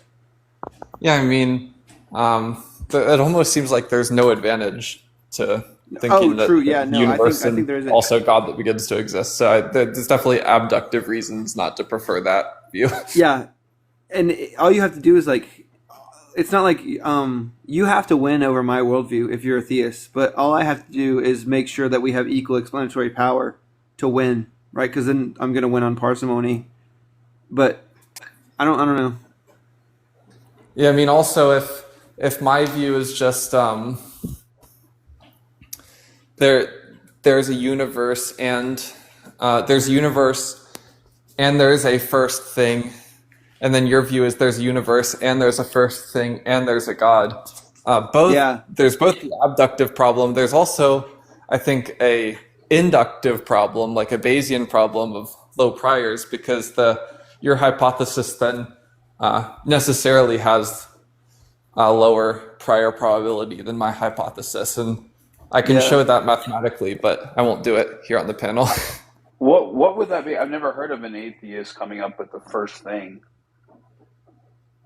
Well, it could just be some Plenty of atheists think there's a first thing. People that think the universe was the first thing. People that think quantum fields were the first thing. There's people that think a It's just gonna be Neoplatonic T1, creator is the first thing. Yeah. Yeah. Like for maybe like first in this sense is not temporal. It's in what sense is this first? Is temporal. Yeah, it's gonna be like some kind of spontaneous thing, right? In the quantum realm, it doesn't follow like the classical understanding of temporal notion. So they hypothesize a different idea. Right. That's why I'm like I don't understand this sense of temporal first thing in regards to. I'm setting weird things like non-metric time to the side. When I say that, I'm not considering those views. And those might be those are also perfectly respectable views. I'm just not mentioning them. Mm-hmm. Cool. Did you like that convo, Jolly? It was great. By the way, MD, I'm a big fan. I've just started getting into philosophy, and your videos have definitely been very helpful. But yeah, when I tend to debate the Kalam, I generally I haven't heard any objections that a theist has posed to it yet. But like for instance, I usually pose that time is essentially a fourth spatial dimension, and as such, like this sort of flow of time is essentially like a subjective illusion, which is also another way that I think I could probably get around the finitude of the universe, and I haven't heard any problems with that yet. I guess what are your thoughts on it? That's if that view, so if B theory of time were true, that would pose a problem for Craig's formulation of the Kalam, but that's just because he defines beginning in an essentially presentist way. But there's people that have reformulated his argument into terms that are compatible with B theory. Do you know it? The question, what was that? Do you know it? I could look it up, but I mean, it's going to be almost the same. They're just going to define beginning as something like there's a moment t at which it exists for which there's no prior moment at which it exists. Where Okay, got it. Yeah. And so they're just not going to bake in presentism into the definition of begins. That's basically the only difference. But then I think some of the justifications for P2 might not be as strong once you reformulate the argument in that way. But people have reformulated it that way. Yeah, I mean, I just, I guess if we think of the fourth dimension as a spatial dimension, I'm not really sure if Yo, what's up? no, I was Did just somebody saying, say yo. something? Oh, okay. Yeah, if we think of the fourth this thing as like time essentially is just another fourth spatial dimension, I think the nature of causality wouldn't necessarily be the same there. It would essentially just be like a massive shape, and I don't really see any justification for why there can't be an edge of like a shape, and there can't be anything before that, I guess. Yeah, that's basically my view. It's C theory of time, right? I'm C proposing theory. B theory. That's kind of how I. I've only met one C theorist. Wait, And they were what stinky. what you described is But not C theory. time it's as B a theory. dimension. Time as a dimension is B theory. Time as a dimension. I mean that's compatible with eternalism. Well, I would consider that B theory. C theory is usually anti-realism about time. I mean, you can be an eternalist. I understood C theory as that it's an actual physical dimension, like he was saying. I've only That's what I understood. met one C theorist, and they were stinky. Time being a physical dimension is a view about physics. It's not a theory of time, but that view of physics is compatible with eternalism. And there's ways to be an eternalist as a B theorist and ways to be an eternalist as a C theorist. That's just going to depend on whether or not you think temporal properties are real properties or not, though. Right. And I guess like under this particular view, like any quote Yeah, they're unquote real in it, temporal what he was property is describing, just that's being what I meant. located as at a specific three-dimensional slice of this fourth dimensional structure. And that's what it Right. would mean. Yeah. So and I would everything would be actual consider it- technically. So I would Oh, consider so it a it's B just theory so view. it's just a so it's not a dimension. It's just a slice of three dimensions, is what you're saying. Well, in the like in this metaphysics of time and space, yeah. And the one I'm giving.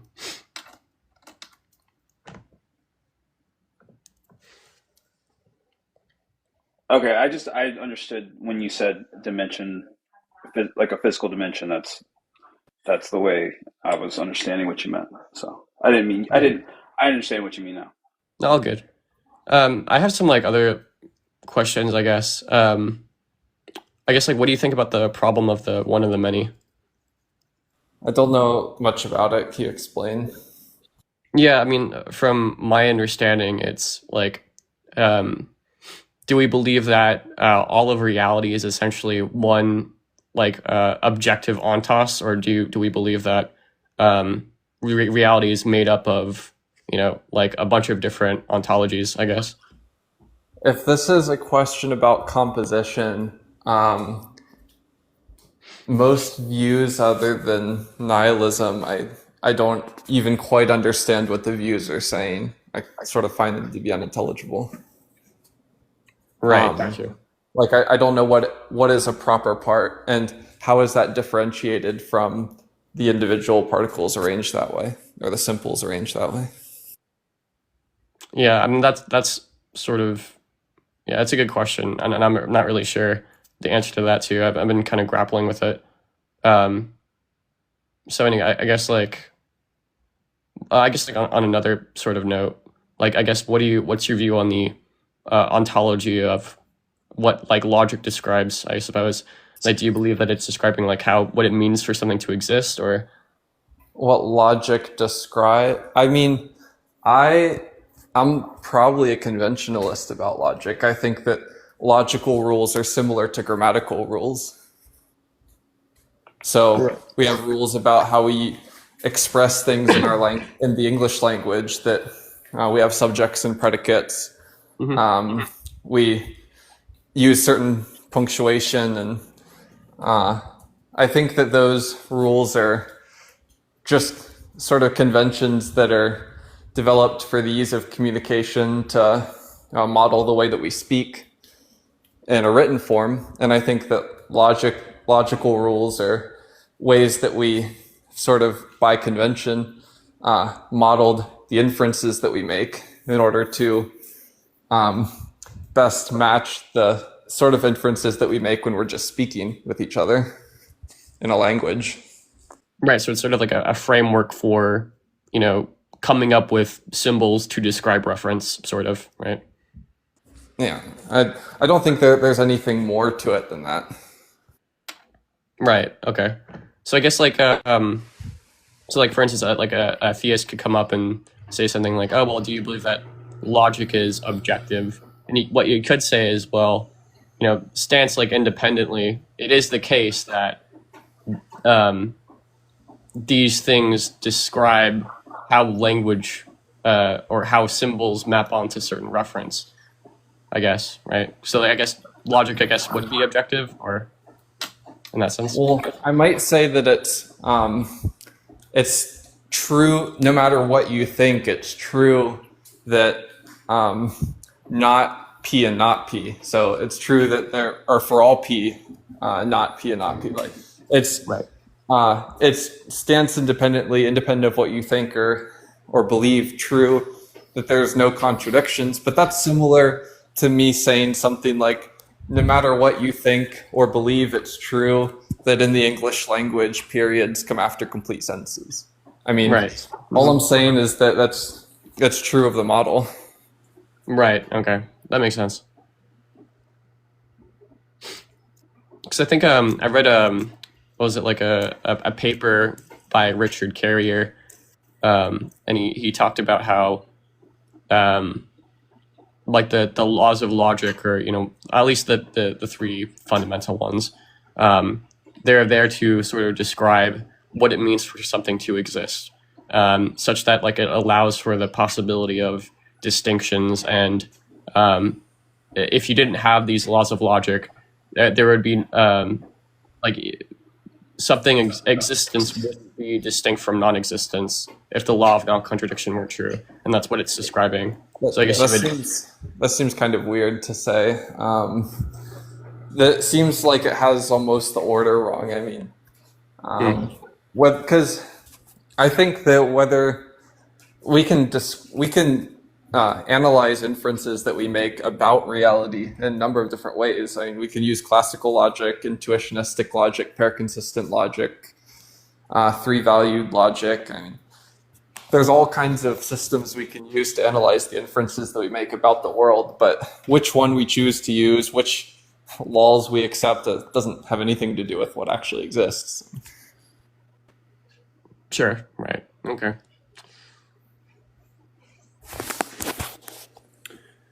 Fair enough. Yeah, MJ, what's your most controversial philosophical opinion? Well, for what my most controversial philosophical opinion is, I guess I would have to know which philosophical views are the most unpopular. I don't know that off the top of my head. I would guess maybe normative anti-realism is probably a pretty unpopular view. So maybe it's that. Wait, so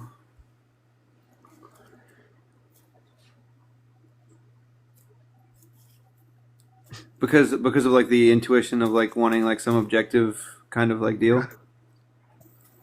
Well, just that I don't think that it's very likely that, or I don't think that there are moral norms, epistemic norms, aesthetic norms, anything like that. Okay. You think it's like just like unique for each individual? I think that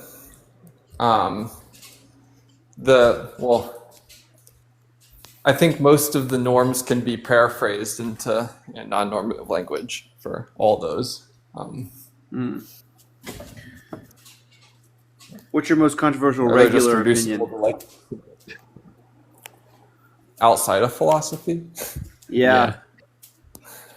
I don't know.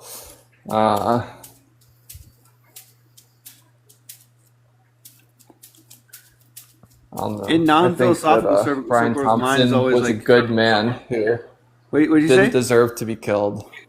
Oh, I Brian don't think so Thompson was a either. good man that didn't deserve to be killed. Yeah, what's your argument for that? Because I'm like, I always go the whole like, look, if killing a leader, or is always good for the movement, we can just imagine like in 2020, like BLM, like if they killed the Minnesota police officer, would that help the movement or hurt it? I think it would hurt it, right? So it's I not don't always think the it was case, good for the movement. huh? I mean, I think that largely the movement is wrong. They're misidentifying the problem with U.S. healthcare. So, Yeah. killing them is like counterproductive at that. That's my Yeah. argument. And Yeah. And, the like, evidence there's for that is there's a whole that suffering. part of. Go ahead. I was going to say the evidence for the claim that it's counterproductive is that one of the things that people cite as having been achieved by killing this guy is that the anesthesia limits were rolled back, and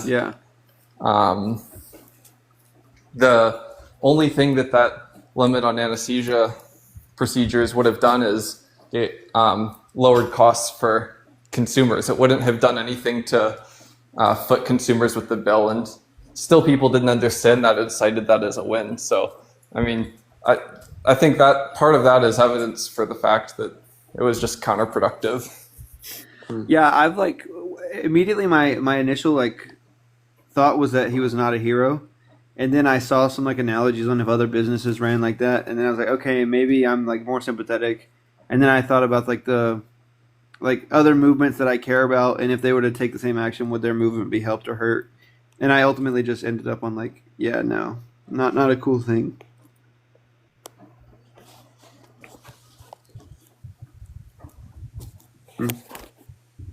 Would you rather have a massive rhino horn or massive elk antlers? Elk antlers easily. Are you joking? I'm not joking. What do you mean? Like, Dude, those things are 4 feet horns- wide, man. Yeah, but it's just gonna be cooler looking. When's the Case and Amdir debate happening? What are you guys debating on? Oh, he ran. Jason just like call out video. He ended his live, made a call out video. MDR and I are debating on the logical problem of evil in 10 minutes, and then he never went live. So. Oh really? Oh, that's sad. Kaysen is a Christian, right? Really, I would have Or no? done it. Would you debate Ananias again? Yeah, I'll talk to Ananias again. Yeah, that was a really good discussion. Really enjoyed that one. I would also talk to Jay Dyer again. Have you that's Have easy. they reached out to you or after? No, they haven't reached out. But I'm not like if they ask me to talk to them, I'll talk to them. But I'm not like seeking him out to talk to him. I don't think that that's like the best use of time or anything. But Man, that's true. I don't think Ananias is a very serious person. If you need proof of this, go read his paper, The Reason for Reason. I read it, yeah. I read it. I think I remember, what was it? You mentioned this paper, and I think it was about virtue epistemology, where you have this definition of knowledge I haven't heard in the past. Apt true belief. You still hold that? I probably don't hold that, but I mean, I don't even know if I held it at the time as much as I just employ it when I'm talking to certain people. No, that's exactly what I do too. Like, if somebody brings up the argument from reason, I say that like, oh, well, natural selection, well, as such, some true beliefs are necessary to survive and reproduce, and two of those are, having a correct conception of the laws of logic and reason. Thus, like, I'm granted such things, but I don't know if I actually would believe that.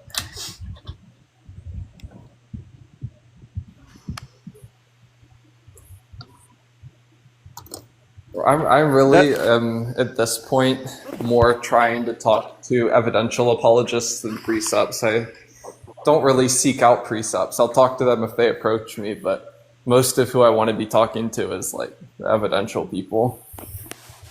Yeah. You can only like whoop a precept so many times before it's like this is not fun anymore.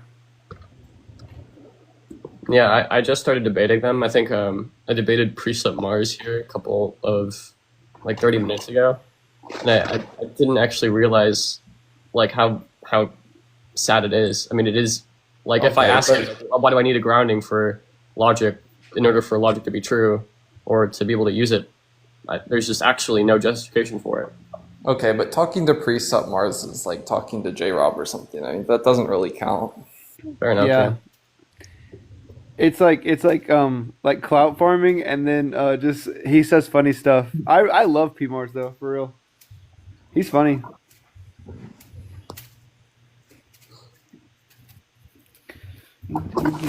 I guess like have you ever Thrill, heard how's it going? anyone How's your life? say- I was just saying hey to Thrill. I was asking how his live went. Well, have you ever In the actually chat. heard any theist give a substantive critique of, like, let's say that I say like, well, the laws of logic actually they don't have any reason for why they are the way they are, or anything like that.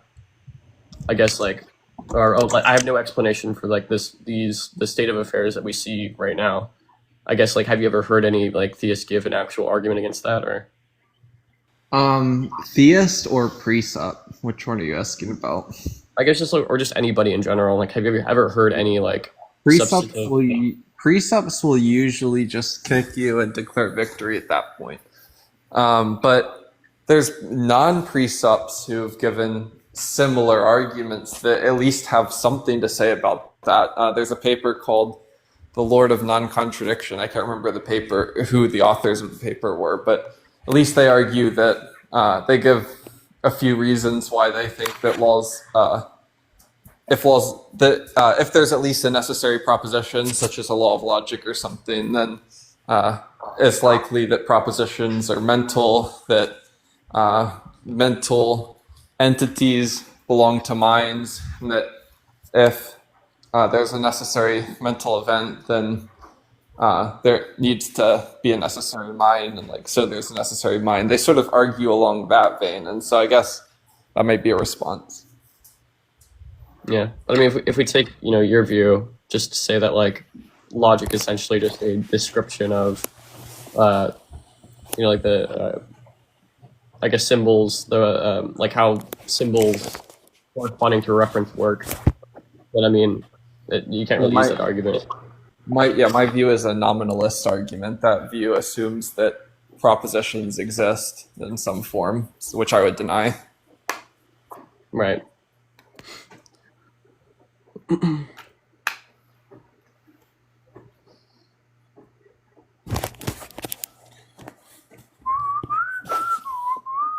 With more problems with that argument than just that, though.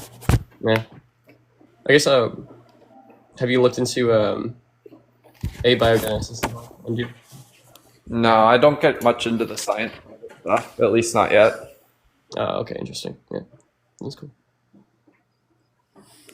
Yeah, I love you guys. I'm going to bed, but I'll keep the live up if you guys want to hang out. Okay. I'm gonna head off. I'm going to work. Bye, y'all. Cool. No. I think I was reading a paper. It was about how I think scientists have discovered that peptide bonds, so like the bonds between amino acids, can actually they can form spontaneously on water droplets, which would sort of bridge the gap between the spontaneous sort of creation of amino acids to like larger molecules. I thought I was like, wow, that's very interesting. Interesting. Very interesting. I think that we've killed the live. There's only 7 people here now. I know. Gotta get spicier. Yeah, there was only like 15 at the highest, but it's okay. Oh, I mean, I am a vegetarian. I'm not a vegan, so I mean, we can get into that. Might be some discussion. I'm a vegan. I don't know if you knew that or not, but the basic thing is I don't think that I what I would say is probably on most people's ethics on self-reflection, it would align very closely with vegan ethics. And then I can sort of give reasons for, I think there's a few reasons for that, like the NTT or marginal trait style arguments, arguments against unnecessary suffering. There's the veil of ignorance arguments. But probably most compelling is like, I don't think that there's anything about the animals. Since you're a vegetarian, I'll just use the dairy farm example. I don't think there's like anything about the animals that were brought up, farmed for dairy, their children taken from them when they're young and then killed brutally as soon as they're old enough to stop producing milk. And then their male children being raised for meat and killed. I don't think there's anything true of those cows that, if it were true of the humans, would make it okay for us to do the same things to the humans. Right, and I mean, I would agree on that front. But let's say hypothetically we let's say like we passed a new law, federal law, and all dairy farms are now required to have cows, stay with their children, and they live long lives as long as they possibly can on the farm. They're treated ethically. It's just the only difference is that like sometimes like they're milked. Like would there still be and would you still have ethical qualms with that? It would probably depend on a few things. I mean, it's really hard to say in that case. It would depend, one, does that, negatively affect the cows? Right. Let's just say that it didn't negatively affect the cows. And then, okay, so is there anything true of those cows that they're staying with their children throughout life? They're not harmed. They're not really negatively impacted, emotionally or physically, etc. They're raised to the end of their life. Is there anything true of those cows that, if it were true of humans, would make me okay to raise the humans the same way and collect their milk? If the humans didn't have any emotional or physical, negative outcomes, and they weren't killed, and then maybe if you were to make it true of those humans that they had similar cognition as a cow, then maybe I wouldn't see any huge moral issue with it. So I'm agnostic, but I lean towards it would probably be okay, and if you stipulated that. Right. No, yeah, I knew you were going with that too. Yeah. So I mean, I've thought about this as well. I guess my sort of understanding of it is, I don't believe that things like, I don't believe that animals, aside from human beings, generally they don't possess agency, or they can't give informed consent. I think their mental capacity is, similar to that of a child's. And as such, I think it would be okay. Like, for instance, if your child wanted to go out and run around in the street, I think it's okay for you to say no and restrict the bodily autonomy of that child for that child's safety. In the same way that, like, you could, for instance, take a bunch of animals and put them in a like, obviously treat them well, right? But then, put them on a farm or something and not let them leave, but then also use the resources too. Like, for instance, if we had a farm, and like, let's say a farmer had a bunch of children, and in order to keep like, we'll say that, like, in order to keep like a certain machine running that will, produce some widget for, the farm's gain, it requires toenails. Like, if the children were to like clip their toenails and like put them in, like every now and then, I don't think that would be necessarily something like that is super morally wrong, I guess. No, I don't think that the toenails thing would be morally wrong. One thing I might be concerned about, I'm not sure, is so here's like maybe a possible asymmetry, is that if children would eventually reach cognition and not need to be in these restrictive circumstances anymore, so the circumstances where they're have to be kept after. They have to have strict control kept over them, not allowed to do certain things, etc. They're kept in that circumstance because they eventually won't be kept in that circumstances, and the cow will eventually, or will always be kept in that circumstance. So maybe it's like, because of that, it's wrong to bring more cows into existence for milk, where it wouldn't be wrong to bring more children into existence for their toenails. But that's just a candidate. I probably don't think that's a big issue as long as there's not a lot of disutility as a result of being in those constrained circumstances. Yeah, I would agree with you. I guess it wouldn't. It's not. I guess it's not intuitive to me. Just like because, like in the future, the children, the human children, will not be bound by those restrictions. That therefore, like I guess the symmetry, the asymmetry as far as the cow is concerned, where they could potentially go out in the wild and survive. I wouldn't. Yeah, I guess it wouldn't change my opinion there. I mean, and plus, like even like take any animal at all whatsoever, they're generally going to fare better in a place like a farm where they might be they could get medical treatment if they get sick and things like that. They're fed safe food and whatnot there. And then I guess the same thing would be said of chickens, right? Like so, for instance, if you had a farm that was had a bunch of chickens. I would probably say the same thing there. Whereas, as long as the conditions are ethical, that it would be okay to use the resources of the chickens. Since I'm pro-choice, I think that chickens, it's more clear. I think it's probably more likely in the actual world that there's cases where it's okay with chickens. Cows, I'm very skeptical there's cases in the actual world because I'm very skeptical about whether or not continuing to collect milk from them throughout their life has any undue physical strain on their bodies or mental life or anything like that. That all seems like things that are very likely to be the case, but I'm not up to date enough on the research to know. But chickens, I think, sort of with or without intervention, they're going to produce the eggs. And so if you're not killing them when they're done producing eggs, and you're not maybe even if you're not bringing them into negative conditions just so that they'll produce eggs, if you're like rescuing the chickens and just collecting the eggs they're producing anyways, I really don't see any issue with that even in the actual world.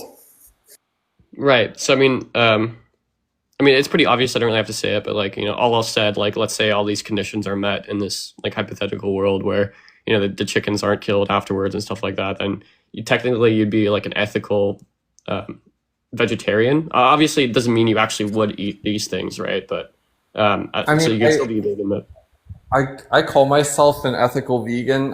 I just don't know if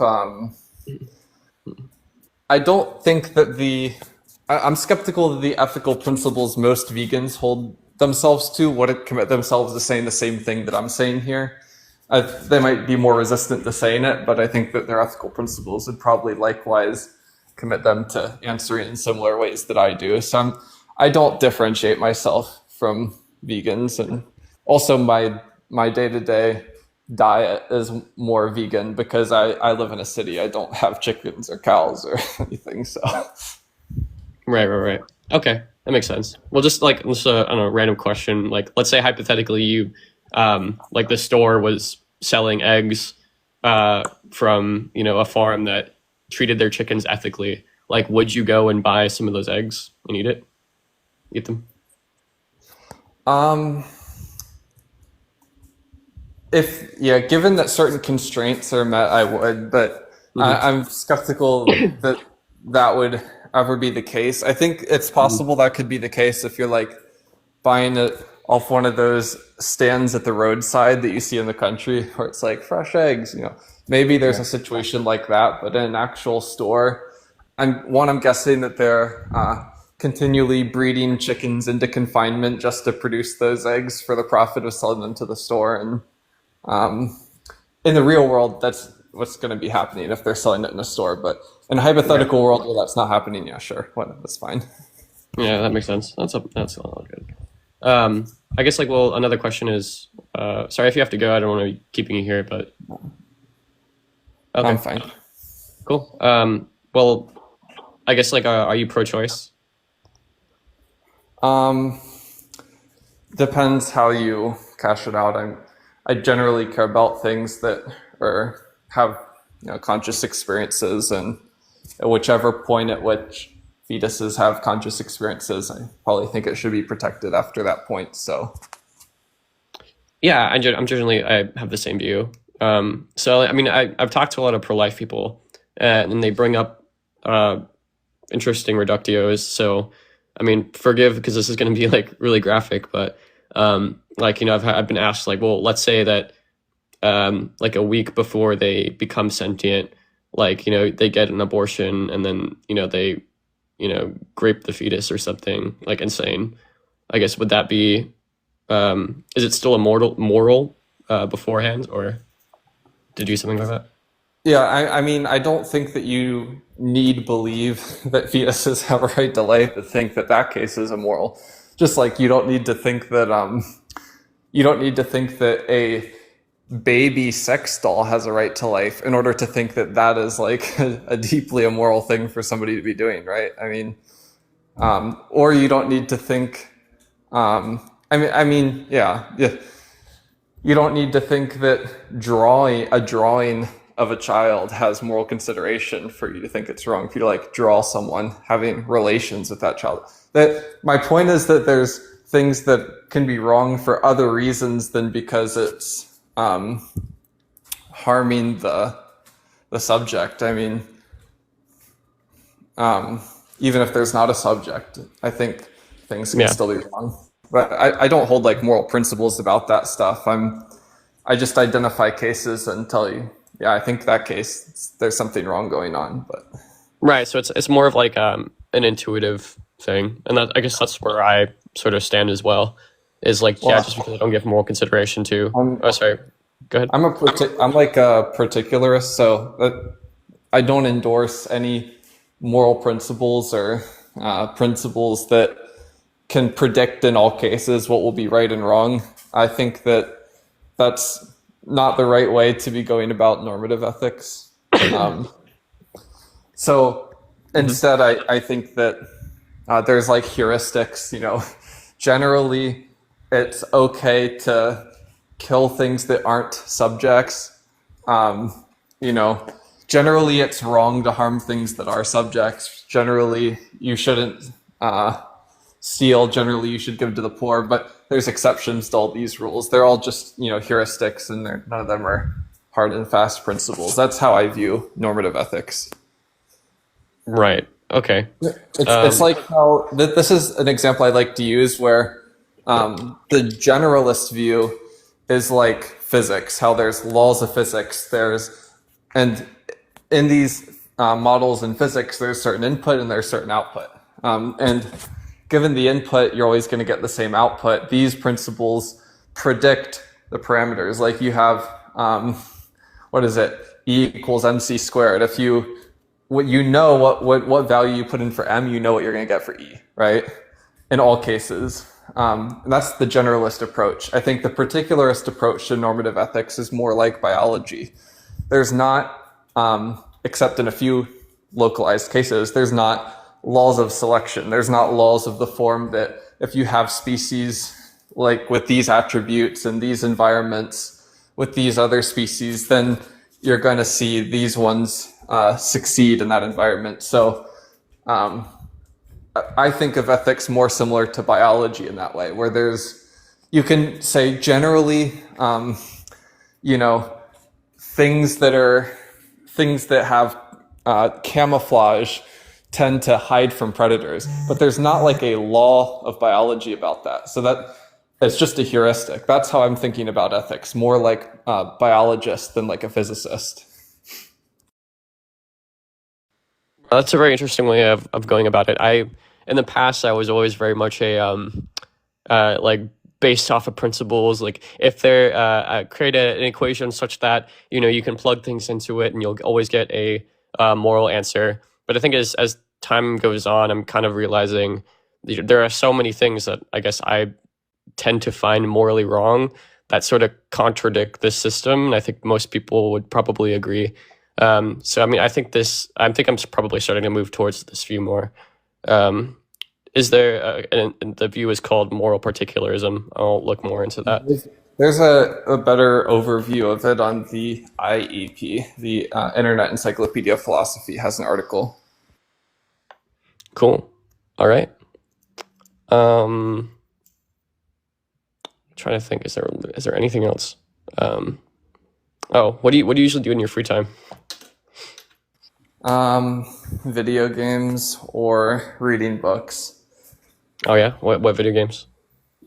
Civilization. Well, that's cool. But a lot of the times, what I do is that when I'm at work, there's not much going on, and so that's when I read philosophy when I'm at work. Yeah, I usually I'm actually just about to go to a school for visual effects. That's like kind of my thing, and I've been I've been kind of an enjoyer of. I've always loved arguing about religion with people, and I think what was it, like a couple months ago? I'm in this server or something. It's called Orthodox, and I was just introduced to Tag. The Jay Dyer server? Huh? You're talking about the Jay Dyer server? No, it's like called Orthodox or some shit. It's like yeah, called that's Jay Dyer's, isn't it? Oh, Wait, that's crazy. It's I think I'm in this server. Mm-hmm. I'm trying to find it now. It's called Orthodox Christian. That's the name of the server. Yeah, that's the one I'm talking about. That's Jay Dyer's server. That's hilarious. That's cool. Ever heard of Chase Haggard? Unfortunately. Unfortunately. What would be the the biggest nightmare blunt rotation? You and Jay Dyer, or you and Chase Haggard? I haven't listened to too much Chase Haggard, but I don't know.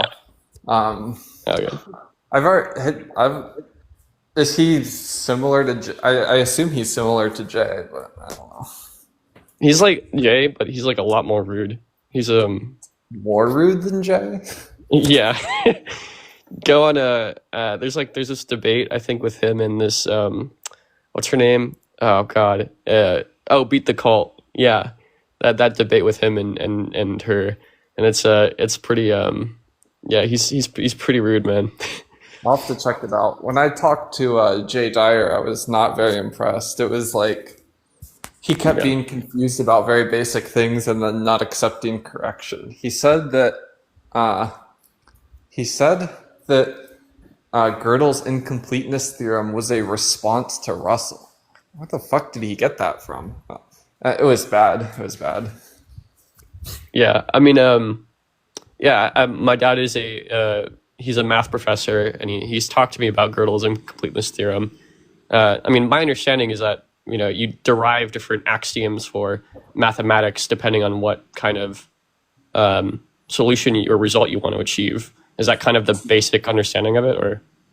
How I understand Gödel's incompleteness theorem is it's showing that there's some threshold of how expressive a language can be, where once a language is that expressive, it can't be both consistent and complete. It has to be one or the other. That's how I understand what Gödel showed.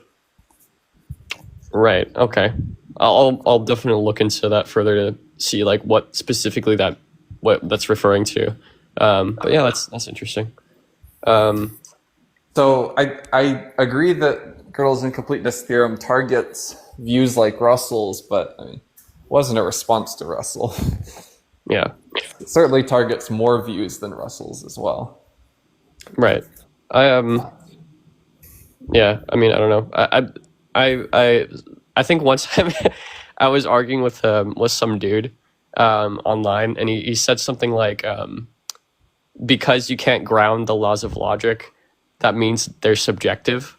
And I was like, I don't know why that would follow. I don't know either.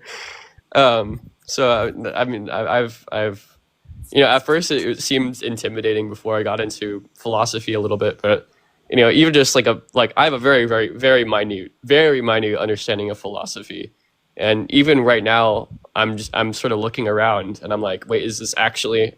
Are we seriously making these arguments? You don't need to know a lot to like notice that these guys are just gibbering, and half the time they don't even know what they're saying. The precept guys. Yeah, I know, it's very sad. By the way, my phone's at 1%, so if I just like leave abruptly, you'll know why. Okay, no worries. I'll probably soon go see if there's any other lives going on. Yeah, for sure. All right. Well, it was great talking to you. I appreciate the answered questions. No problem. See you around. No, see you around. Man.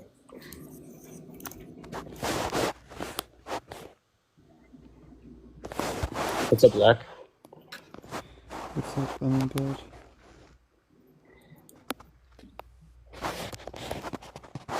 Hey, Dark. Ahoy. How's it going? Same as usual. Nice.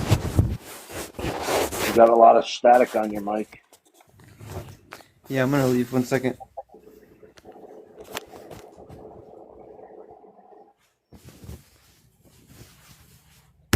So what's this stream about?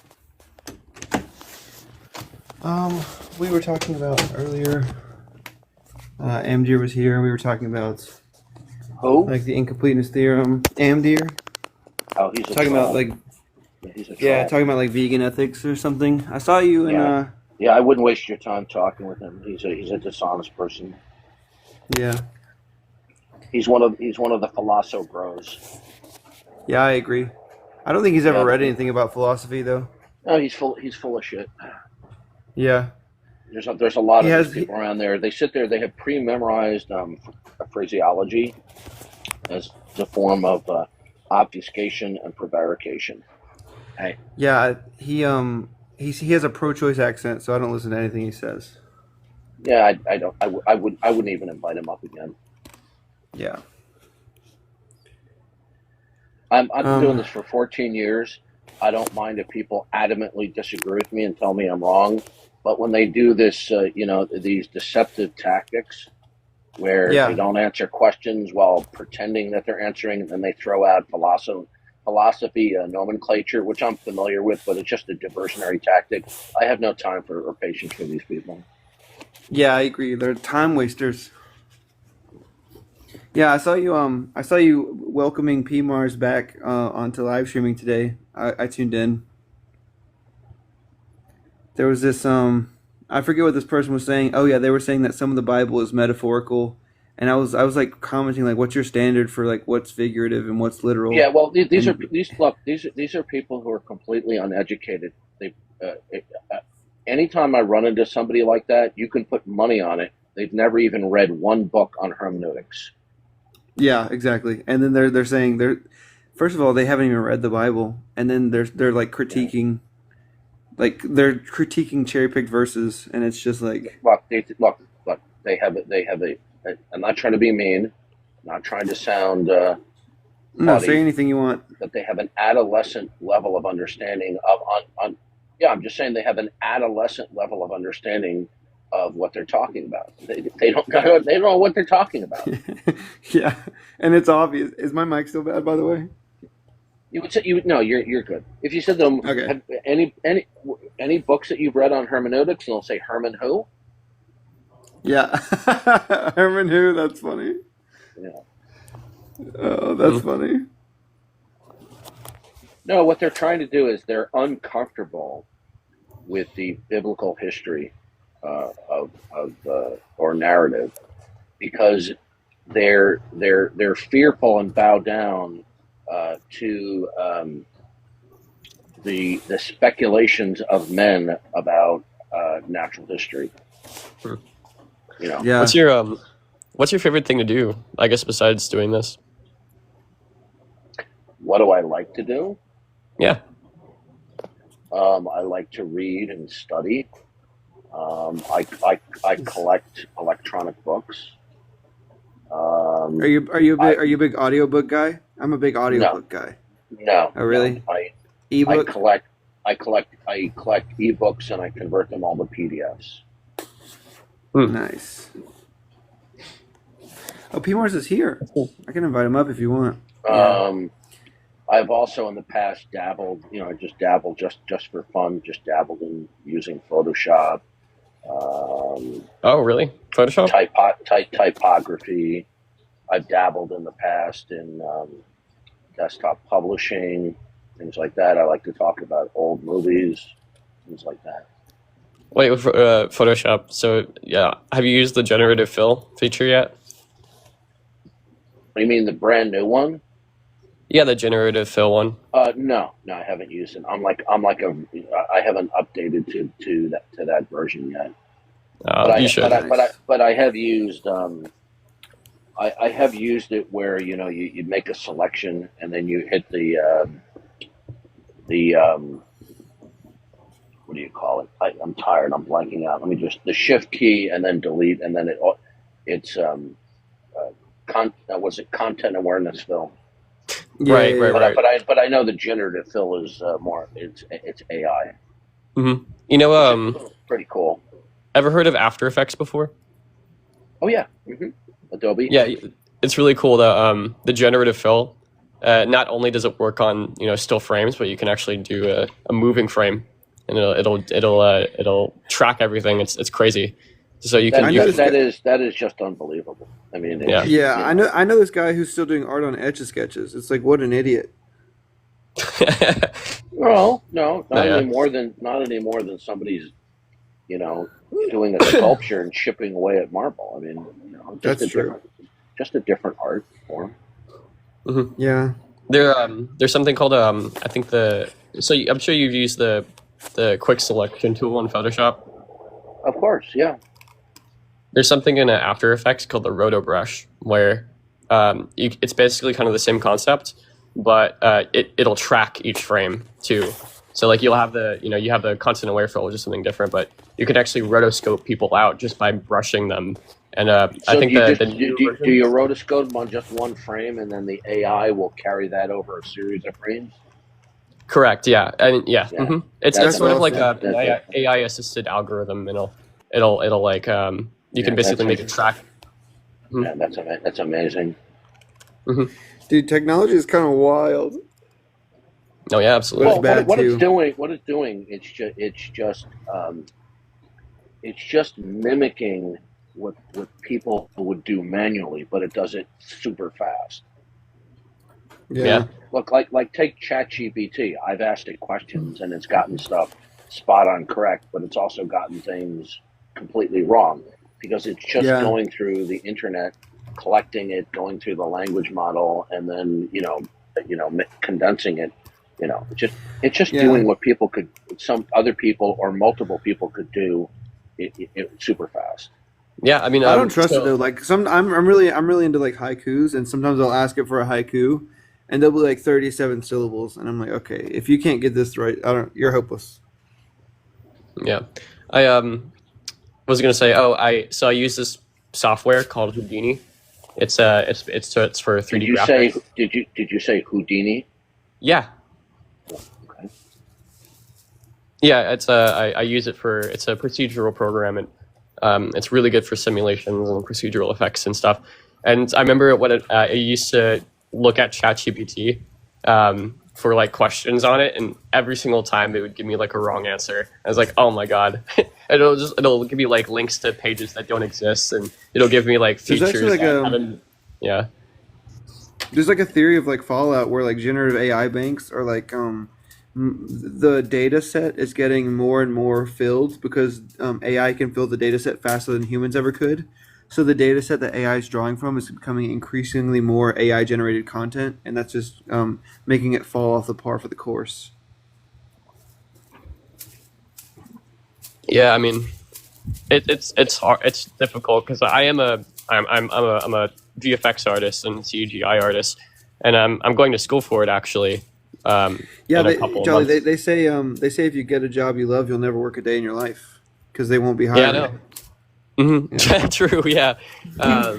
Especially with AI, it's definitely scary, but I don't think the process itself is going anywhere. Because I mean, what if you generate an image of Godzilla in the background, but then like on the next shot it looks nothing alike, and you can't get the AI to do what you want?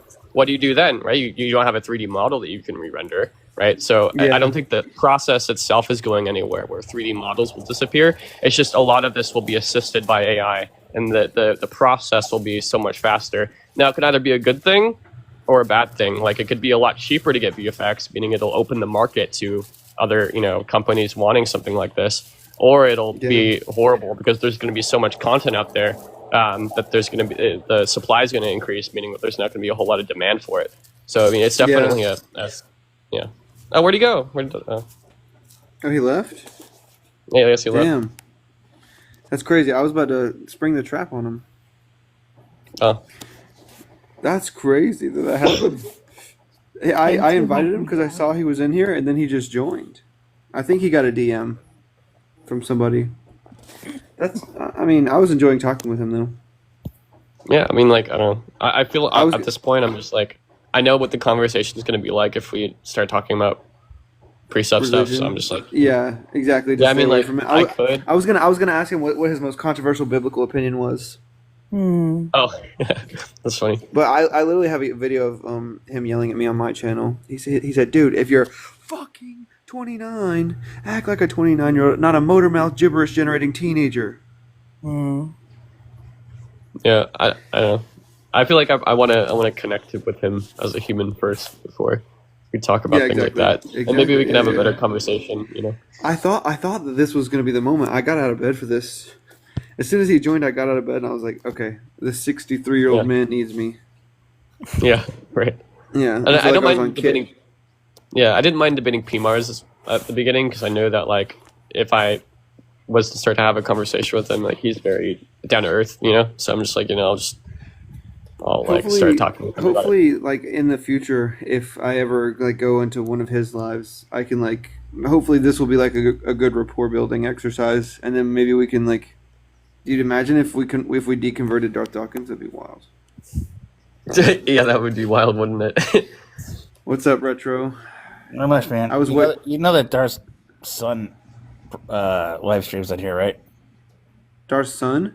Yeah, he's an atheist. It's really? Mezzo something. Wait, actually? Yeah, that's a big joke. Is it? It is. It's a big joke. Oh. Someone told me like it was serious, so I was like, oh, all right. Well, Mezzo's jokes are all very deadpan, but yes, it's a joke. Oh, that would have been great. Dude, I was waiting for the ultimate troll.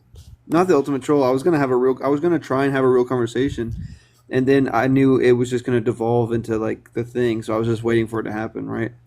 But I think somebody sent him a DM because Precept was in here, and then I sent Precept Mars an invite, and he said, I'm going to bed. And then, yeah. Oh, he's here. Maybe his internet just went out. Hey, what's up, Darth? Your internet is back? No, I just had something to do. Oh, okay. I think we were talking about generative AI, right? Yeah, we're talking about AI because I'm a 3D artist, so it's gonna be scary in the future. I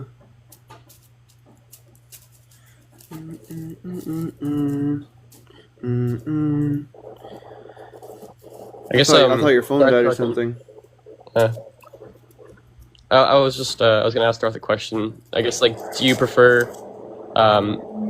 CGI over practical effects in general, or do you prefer a mix of the two? Like, what do you prefer generally? It's not an easy question to answer. Mm-hmm. Yeah. I think they both have their strengths and weaknesses. I think we've seen enough of either poor or barely adequate CGI in movies where it's just like you go, like, really? Yeah. And there's other times they use CGI that it's done so well it doesn't look, you don't even know that it's CGI. That's the duality. It's like if CGI is good, you don't notice it, Yeah, there's tons of examples where it's close to impossible to recognize it. I mean, like the CGI they have cars in certain scenes. It's just like it's just incredible. It looks like the real thing.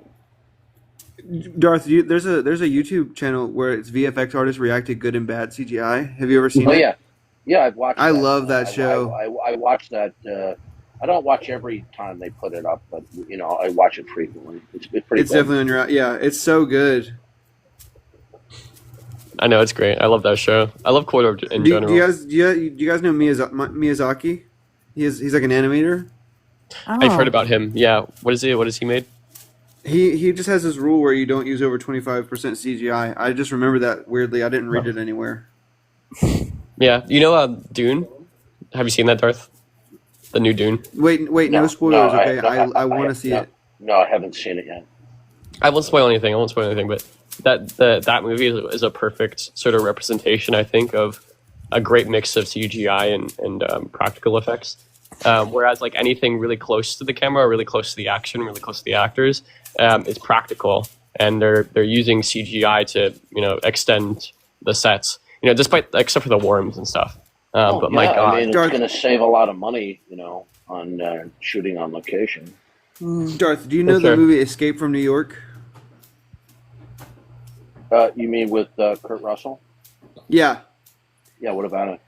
Yeah, in the newest episode of VFX Artists React, they show this scene. You know when he's like descending upon the city of New York, and it's got that retroactive like green grid on the display. I kind of, but I just don't want to say a full yes. But go ahead. Yeah. That was just a mini with like reflective tape on it. Like none of that was actually digital. It was like a camera going through a mini set. I thought that was awesome. Yeah, the practical effects that have been done, even in the distant past in movies, the practical effects of Wizard of Oz was just great. Yeah, and like Lord of the Rings, even like. Well, God, Lord of the Rings, yeah. a lot of digital things. So. I think a lot of it has Well, to do no, with they how much did money a lot of throw mini at. work. Mm-hmm. I was very impressed by Peter Jackson's King Kong. I thought that they did the gorilla. I love that movie with Jack Black in it. Yeah, I thought that the gorilla was done to perfection, but then Yeah. when you look at the gorilla in what was that Kong movie? Like Skull Island. Skull Island. Yeah. The gorilla there, although it was CGI, it looked like some guy in a suit. Yeah, it was trash. It looked like an abominable snowman that painted black. Well, I think they were setting up the Godzilla Kong movie. They with were. that. That's more They like rushed the it. Kong By the way, from have you seen the Godzilla movie? What's it? Godzilla -1? Yeah, I have one the where they only Japanese had, like, one. A couple of VFX artists, though. That one, they only had like a couple of VFX artists. Yeah, working on 11. I thought that movie was just unbelievable, considering the budget it had. So for what Yeah, it it was- pulled off with the budget, the movie was incredible. They only Yeah. had 11 What- VFX artists Wait, working on Darth. that movie. Darth, let me get a top 3 movies of all time. Well, that's hard to do, but I'll just give you a top list off the top of my head. But it's not going to Okay. be top 3. Okay. I'll just give you a list of my favorites: Godfather 1 and 2. Okay, good choice. Easy, classic. Good choice. Godfather 1 and 2. Casablanca. Okay. Um, This man's a fan of the classics. Let's see what else. The Day the Earth Stood Still. Sci-fi Okay. movie. Sci-fi, love sci-fi. I'm a big sci-fi guy. Yeah, I like both good. See, the sci-fi doesn't have to be good. If it's like really cheesy from the 1950s and 60s, I like it. Yeah. You know, It's But- like one of those rare genres where even when it's bad, it's good. yeah. When it's super bad, it's really good. Yeah, exactly. MST3K. So, Like old Doctor Who. Yeah, exactly. I've actually never I watched love Doctor Who. But like, if you see, was it Santa Claus Goes to Mars? I don't know if you ever that is the Santa Claus Conquers the Martians. Yeah, Santa Claus. Yeah. Like, I think it's called Santa Claus Goes to Mars or something by that title, and it's just Yeah. bad. It's good. Okay, so the Invasion of the Body Snatchers, the original. Actually, you like that movie? The original. That's a weird. I know the original. That's a weird movie. I like it though. The script and the acting is phenomenal. Yeah. Okay, so let's see what else. well, Raiders of the Lost Ark. I actually saw that in the theaters when it came out. Let's see what else. So many other movies. Here's a movie from you probably 2000 onward. you probably haven't seen Cool Hand Luke with Paul Newman. That's a great movie. No, I haven't. It's an incredible movie. I think Deliverance is an amazing movie, although I've never watched an uncut version. I've only seen the edited version on TV. The uncut version, I do know I don't want to say graphic, but I think the cut version of Deliverance is better. I wouldn't recommend the uncut version. Yeah. Let's see what else. What other movie? The Dark Knight. I thought Dark that Knight was- is classic. Yeah, classic. yeah, I thought that- yeah, I just thought Whole that was series great. is kind of banging. Let's What do see you guys what think about else. The Dark Knight? Honestly, like, What's your I think it's question? great. like, Yeah, would, it's good. yeah. I think it's good. that Heath Ledger's performance was off the charts good. Yeah. Let's see what else. Rest in peace, Bill. What else? Let's see. You like Interstellar? Have you seen that one? Yeah, I like that. I wouldn't. It's, Yeah, I think it's what's his okay. name? Kind of boring. I Matthew thought it- McConaughey. well, I would think it was a good movie. It's Christopher Nolan. He doesn't produce crap. So Yeah. it was a good movie. It was worth seeing in the theater. There's something in this Murph. I like certain. Let's see. The Great Escape. Oh, World The War Great II Escape's movie. kind of. Yeah. Let's see. What else here? Rocky. Fury. Oh, Rocky is another classic. Oh wait, are you about to say Fury? Dude, my mom and I watched that actually recently. That Which one was one? that one was really nice. The first one. Rocky, yeah, that was really good. And I into like boxing Sylvester movies. Stallone, but he's really put out a lot of crappy sequels. But Yeah, he's one dimensional. but I like him. He's a nice guy. Darth, you were about to say Fury, weren't you? Say that again? Were you about to say Fury with Brad Pitt? No, I've never seen that. Oh, I think you'd like. Do you like Inglourious Bastards? Actually, I started watching the movie. I thought the opening sequence was phenomenal, and the movie Yeah. got better and better. And then the last quarter of the movie, it just went completely off the cliff. It was just ridiculous. Oh yeah, when they did the part where they changed history. Where they go in, he turned a classic movie into a gratuitous violence fest. You know, Yeah. see, that's the thing with Quentin? Quentin Tarantino? Quentin Tarantino. He's a brilliant director, but he just tends toward gratuitous violence. Yeah. Like for And then he example, Saving a Private Ryan has a lot of violence in the movie, but it's not gratuitous. Yeah. So if you haven't seen Fury, which is a movie about a tank crew, phenomenal Wait, I just said that. movie. Wait, Oh, I Darth. didn't hear you. Oh yeah, I was like, were you about to say Fury with Brad Pitt? And you said no, I've never seen it. And then that's No, when I I brought up thought Inglourious. I thought you said Siri. Oh no, Fury with Brad Pitt. It's great. Oh, okay. Yeah, I thought you said Siri, and I'm like, Yeah, I don't you're good. recall a movie. The way I think Siri of it was because fantastic. because Brad Pitt plays like a general in both. I think of one as like satirizing history, and one. He's a tank commander. Yeah. Well, just like a military guy. I'm not really familiar with the terms. Yeah. Brad Pitt just goes to show you that he has acting chops. That's a fantastic movie. Absolutely fantastic. And Michael Pena does great. Shia LaBeouf's great in that movie too. The Punisher's in that movie. I don't really care for him very much because he's a weirdo, but Shia Yeah, he is LaBeouf was really good in the movie. He was very good. Yeah. That was very strange. Wait, speaking of Brad Pitt, he was in this movie called The Curious Case of Benjamin Button. And before we were talking about CGI. That is the most cursed thing I've ever seen. Have you seen it? It's still a weird movie, but Dude, the old baby man. I swear to God, it should have been a horror movie, man. That's true. No, but there's a lot of great old movies. When I was growing up, we didn't have cable didn't even exist yet, or it was just beginning, and we didn't even have VCRs, and so we would catch a lot of reruns on TV of movies that had just aired, the year or two before, and they would run a lot of great movies. That's very cool. Where Eagles Dare with Clint Eastwood and Richard Burton is another great war movie. It's a good one. Patton is a great war movie. That's superb. Guns of Navarone. Oh God, the Guns of Navarone, fantastic war movie. Absolutely fantastic. Love that movie. Darth, this has got to be the longest top 3 I've ever heard.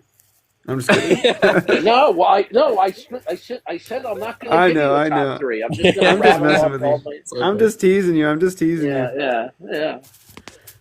What about TV shows? A lot of great movies. Are you big TV shows? TV shows? Mm-hmm. I think best most series. TV today is just crap. Same. Have you seen Breaking Bad? No. Come on, don't glaze that show. That's why you're saying that. It's because you haven't seen Breaking Bad. Watch Breaking Bad. I promise you, it's Breaking Bad. Look, I'm not. Breaking Bad. Look, when I say there's a lot of crap TV, I'm not saying every TV show is crap. Oh, I'm just saying that a great majority of TV is just garbage. That doesn't mean that there doesn't mean that there aren't some good TV shows. Fair enough. You should definitely watch Breaking Bad. And I like Bryan Cranston. I think he's a great actor. Yeah. You watch Breaking Bad the first time and you're on his side, and then you watch it the second time and you're on Skylar's side. Like I have a lot of old TV shows that I grew up with that I love. Like for example, I love the old Columbo TV shows. And those are fantastic. Andy Griffith was my favorite old show. Oh, that was a stellar show, and you know what? It wasn't perverted. They weren't woke. It was and it comedy. Was just very, very, very well done. Exactly. Yeah. Don classic Knotts theme was song just too. Stellar. Don Knotts was stellar. Yeah, classic theme song. Andy.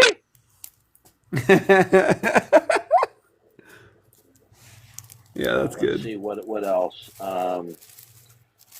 Old TV shows. All in the Family was hysterical up to a certain point. When Mike and Gloria moved next door, then the show went to garbage. But All in the Family was funny. The Mary Tyler Moore Show was hysterical. Mary Tyler Moore, classic. Mary Tyler Moore Show. Acres? What? How about Green Acres?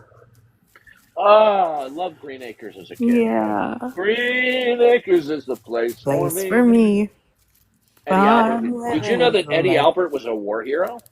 No. Yeah, look it up. He was a war hero. Yeah, I liked Eddie Albert. He was great. There's a Columbo episode. There's a Columbo episode where Eddie Albert plays a retired military general who murders somebody. Great episode. Yeah, watch it. Almost all of the Columbo episodes are great. Did you guys ever watch Whose Line Is It Anyway? Whose what is it? Whose Line Is It Anyway? It's like an improv comedy show. Oh yeah, it's a great one. Yeah, that's funny. Love that show. Wayne Brady, right? Yeah, Wayne Brady. Drew Carey, Wayne Brady, and a couple other guys whose names. Colin Mockery. Oh yeah. Yeah, they were funny. Imagine you're a comedian and your name's Colin Mockery. That's crazy. Yeah. That's true.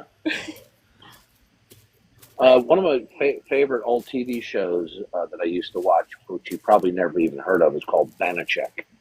It was played by the late great actor George Peppard, and he played an insurance investigator. Okay, and it doesn't sound interesting, but it's really very good because what happens is he has to investigate like things that are stolen or disappear that are worth millions of dollars, and nobody knows how it happened. And let me just tell you this: it's far more interesting than I'm even describing. And it's called Banachek. You can probably find it on YouTube. Can you spell that? Somebody wants the Twilight. It's BAN, maybe ECHEK or something. I don't know if I'm getting like this that. I think it might be double N. It's with George Banachek. Peppard. It was a great actor. I still love the Marx Brothers. Oh, it's on Prime. Ever watch the? It is on Prime. Yeah. Ever watch the Twilight Zone? Trust me, it's a really good TV show. Have you ever seen the Twilight Zone? The what? The Twilight Zone. Oh, are you kidding me? I watch it every single year when they have the marathon. The script writing for the Twilight Zone is just not trying to be funny, out of this world. It's just so good. Right. I don't think I ever watched a poor or a bad Twilight Zone episode. It must ever. have blown people's mind when that originally aired. It was fantastic, absolutely fantastic. They're still highly watchable. They're still the scripting was fantastic. Rod Serling was great. The Honeymooners. Okay, that was fantastic. Have you ever seen The Honeymooners? I think I have actually. It's hysterically funny. Jackie Gleason Did you guys plays a bus driver. Yeah. Yep. What about All in the Family? You remember that? Oh, yeah, I mentioned that earlier. All in the Family. Oh yeah, you did. Wait, do you say In Living? So, Darth, do you have a favorite Twilight Zone episode? Oh, that's a hard one because there are so many. There are a decent number of them. That's kind of why I'm curious. There's so many that are. Because like I can think of probably my favorite like 3. So I'm kind of curious. I bet you I can guess one of them. It's the one where they do the plastic surgery on the woman to make her more beautiful. Look like a pig. I hate that one. I don't like that one. No. Really? I love that one. So let me rephrase. I don't hate it, but I don't like it either. You want to know something? But I think it's supposed to go after that eerie feeling. The woman who they do the plastic surgery on to make her beautiful. Yeah. And I'm going to give spoilers here, but actually, all of the people in normal life are ugly, but they think they're beautiful. And they do plastic surgery on a woman, and it fails. And from our the whole perspective, beauty is in the eyes of the she's beholder and, like, she's society. drop dead beautiful. And that woman played Ellie Mae on the Beverly Hillbillies. Oh. It was She Donna was- Douglas, who was drop dead gorgeous. That was a very good episode. It's not one of my favorites, and neither I is can understand because the makeup was really creepy. No, not even that. Yeah, it's it was. It was too predictable. Same with like How to Serve Man, right? Like it was. I agree with you. Yeah, I agree with you that it was a little predictable, but it was still a good episode. I don't think you can have spoilers for a show over 50 years old. It wasn't a bad episode. No, but So- yeah, the Twilight Zone episodes are really good. Yeah. You know what I Yeah. also Wait, liked Dark was is- the Dark is- ripoff of the Twilight Zone called The Outer Limits. The Outer Limits was Yeah. a very good episode. So I'm not gonna lie, The Outer Limits was good, but it tried too hard to be edgy in certain episodes, and I wasn't a fan. Like the Light Brigade. I agree with you. Yeah. But there were some really good Darth, episodes in The Outer Did you ever Limits. watch Did you ever watch a show called Stargate SG-1? No. Who's I know not of dead? it, but I didn't watch it. Big Oh, so sci-fi guy. Host, are you talking about Stargate SG-1? Yeah. Oh, I love that show so much. Me too. I used to watch it with my granddad. One of my favorites growing up was the Mission Impossible television series, which was really well done, very good. I didn't even know that was a thing. Yeah, it was a TV series. It was a huge hit called Mission Impossible. And then, of course, Tom You guys want Cruise to? made You the guys? movie Do you guys? You guys want to hear my impression of Seinfeld as a baby? Yes. And Let's hear it, afterwards, man. can I ask you a question about Stargate after that? Yeah. Okay. Are you ready? This is Seinfeld as a baby. What's the deal with food airplanes? What's the deal with what? Food airplanes? So, what's the deal with food airplanes? Well, I kind of hate you for that. Stupid, dude. It's so dumb. You know that Seinfeld almost failed. They almost canceled it. Yes. Yeah. That the first Thank you, season, thank you, Philly, the first thank you. season or two really was not that good. Right here, right now. Did you ever end up watching Stargate Universe? No, I only watch SG-1. Really? And you missed one out time, so much on so many good shows. Okay. I'll watch it again. I'm for sure gonna watch it again. But in my early life, in second grade, I had this prompt, and it was like a creative writing class, and I just verbatim wrote the script for the first episode of Stargate SG-1. I feel so young the second you said second grade, but okay, fair enough. Yeah, I'm 30, so Fair enough. No, so Stargate Universe was really good. Stargate Atlantis was pretty good too. Yeah, I Also, liked Atlantis, I think. fuck you, because bad things also never cease, such as Canada. But Hey, I'm sorry. Are you from Canada? yes. Hey, what's it like not being a person? Wait, Philly, you're from Canada? I thought you were normal. No, I am not normal. Wait, I what love is it? What that. is it like Wait. having your? What is it like having the top half of your head like disconnected from the bottom half? Yeah, I don't exactly. even know what that means. So Ever being seen a South Park? reference. Yeah. so being a subhuman, like, what's that like? Because I've never been that. Bro, my person. favorite Normal line to person? hit people is like, "You're left-handed? I thought you were regular." Damn. You know what's funny? I don't know. So- I don't know where Darth went, but I'm appreciating that we're being cordial because. I mean, there are right here, these- right now, you got the most human moment of Darth. Oh, he joined back. Yeah, he's in here. Okay. Good. Yeah. That's my goal is to show him being a person. You know. I don't know. Are you being a person if you're going to beat up on Canadians? Come on. Look, Well, Philly, it's only.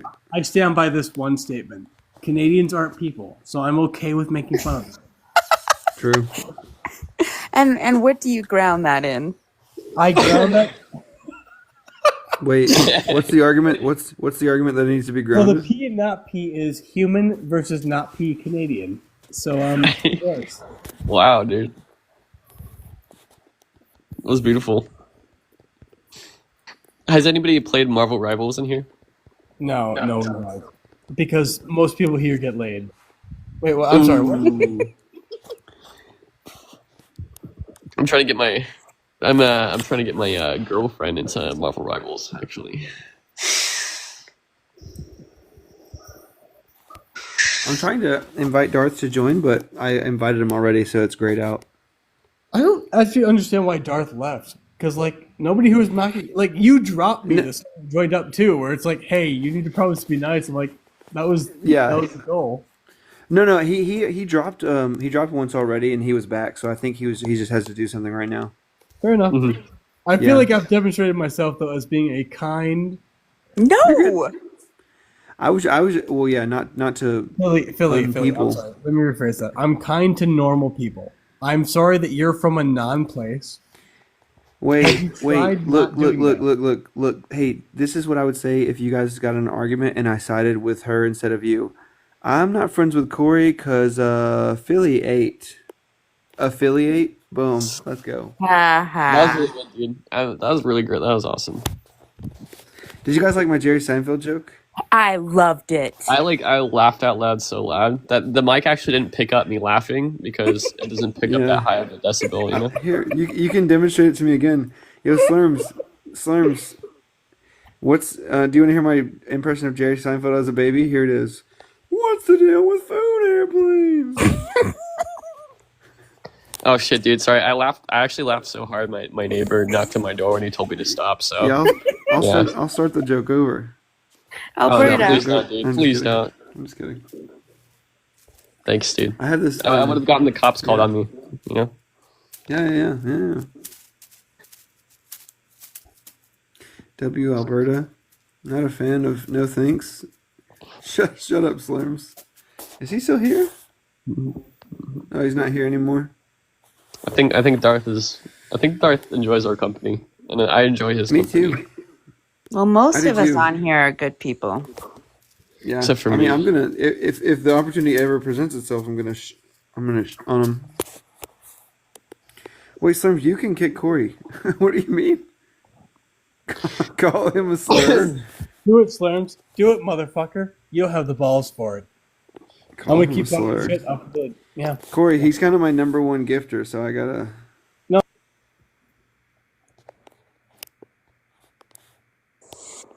Slurms, Thank come up here so I you. can laugh with you, baby boy.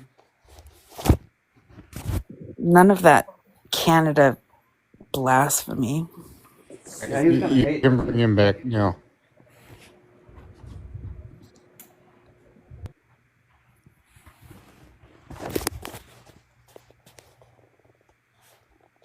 Wait, I didn't. Wait. I didn't get to. I was gonna kiss you. Slurms, get up here. You little cutie. I was gonna go like this. Mm.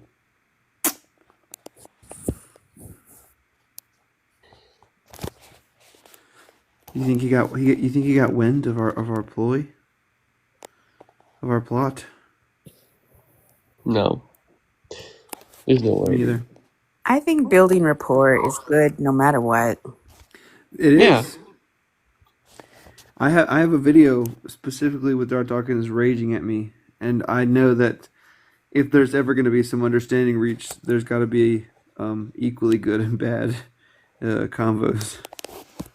So Yeah. I was so shocked. I was so shocked because I invited him in here to like yell at him, and then when he accepted, immediately my heart was like, maybe Christmas shoes. Yeah, I mean, I was just like, you know what? Let's just, let's get to know him, as a person. Yeah. Build that bridge. It was kind of crazy timing because right as Amdir left, he came in, and I was kind of like stroking his. I was like stroking his ego. He's like, Amdir's a sophist. I was like, yeah, I don't even think he's ever read philosophy. Stupid. I'm gonna send that to Amdir. I'm gonna be like, look, now you can't say I talk shit about you behind your back anymore. I'm just kidding. Badass.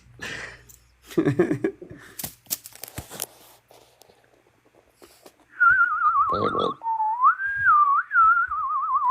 I think I'm gonna leave today for the day. But okay.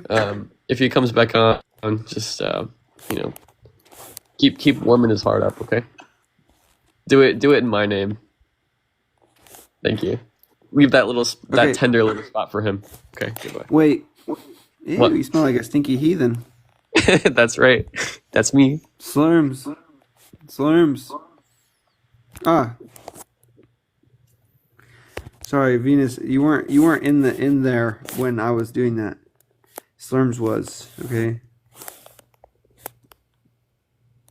All right.